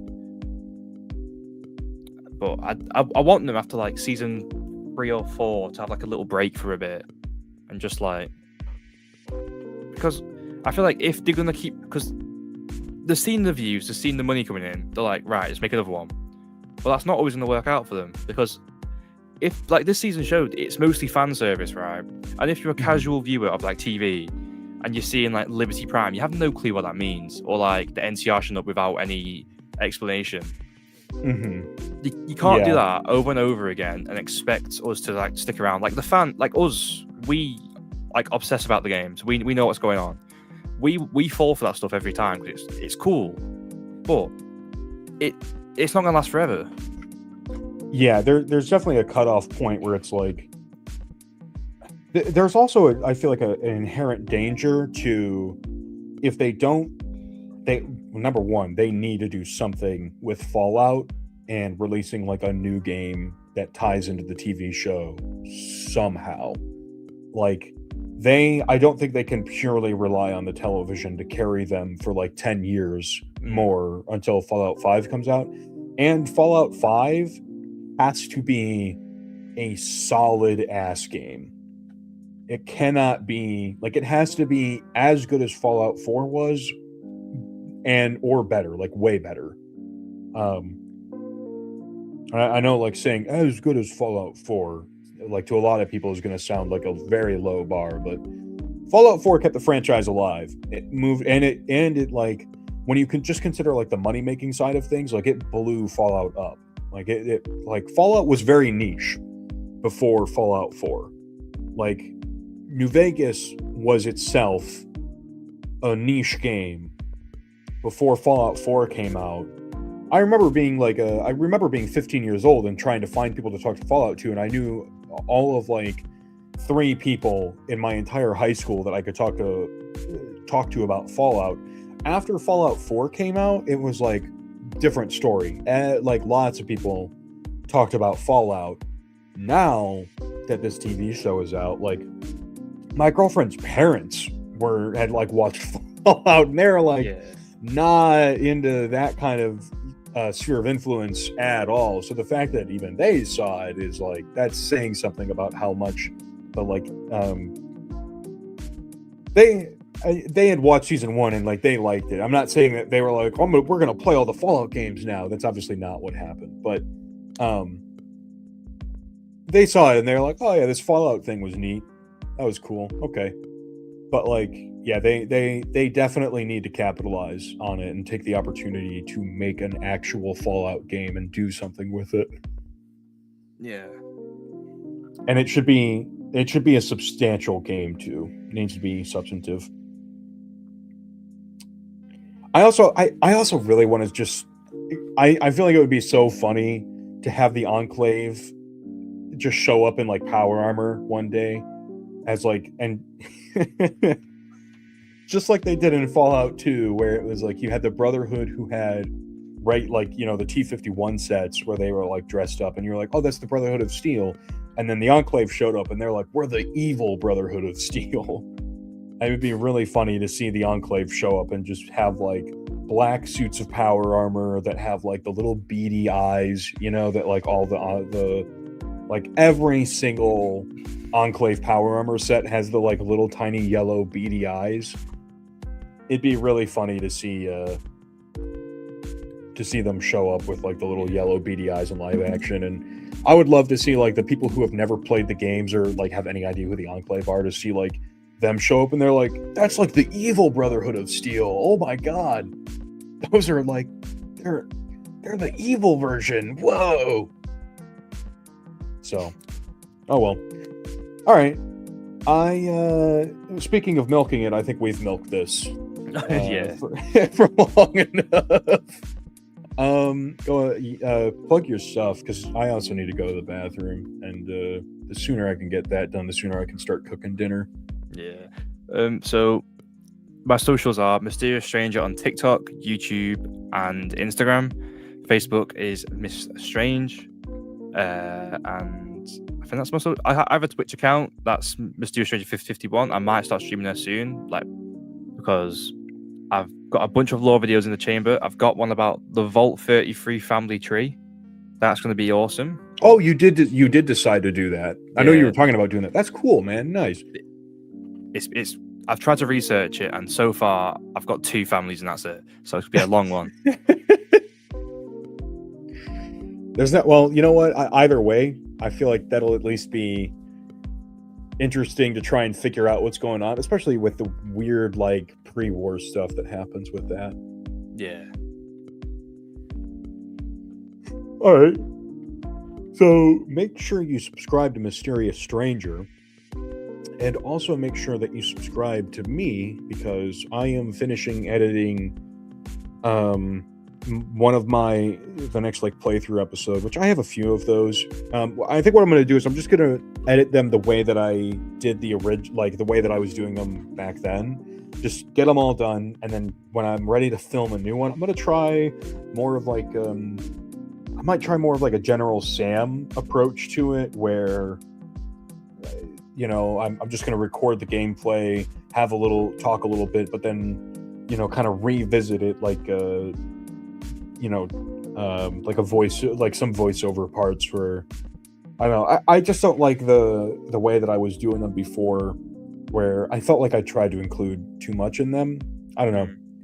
But either way, if you're interested in that, because I guess I should explain what that is. Basically, in New Vegas, I decided I was going to start playing a character who would be a cannibalistic tribal that cannot use guns, cannot use anything other than like melee and explosives. And I'm cut out of like, I can only have like speech of 50, science capped at 50. I'm not even allowed to put points into medicine. So it's like my primary skills are like lockpick, repair, melee, explosives, and survival. Like those are my skills that I'm going to use, and like all my perks are selected around that. And I have like 1 billion mods installed too through Tale of Two Wastelands, so that guy's going to go into Fallout 3 and eat everybody. And I don't know, because I've also never played New Vegas through like a strictly melee and explosives, because I've almost always used guns. So it's kind of a new experience for me, and I usually go like NCR house route or like Yes Man, and early on I just immediately sided with the Legion for this playthrough, and I do plan on betraying them eventually. Like I'm not going to end it with Legion, but I wanted to start with Legion because I'm playing as tribal, so it just makes sense to go with like Legion and cons, to side with them early on. So that's what I'm going to do. And I am editing that currently. I'm just going to try and blow through all the videos I already have recorded and then post those. That's my plan. So subscribe for that if that sounds like an interesting thing to you. Otherwise, I'm finishing this some action figures, some Fallout customs that I'm going to be posting on my Instagram. So follow me on Instagram. And other than that, make sure that you like, comment, and subscribe on this. If you know anybody who would be interested in this, share it with them, do all the stuff. And other than that, I know the season is over. This was the season finale, but we're going to be back next week to talk about something. I don't know what yet, but it'll be something Fallout related. And hopefully we'll find a name for this podcast at some point. Yeah, because we can't really lean on the show anymore. We've been able to say like Fallout Season 2 episode, which actually, you know what? That might be part of the reason that everybody's like, because we've been really surprised by how many people have been watching this. Like I look at the analytics and I'm like, some of them have like almost 1,000 views. I'm like, Jesus Christ. Episode 3 is 645. Yeah, I've realized probably the reason is because we name all of them Fallout Season 2 episode whatever, and there's definitely like 600 people that just Google, who go on like YouTube and they're like, I don't want to pay for it, and they just Google like Fallout Season 2 episode whatever, and then we pop up and they're like, oh, what is this?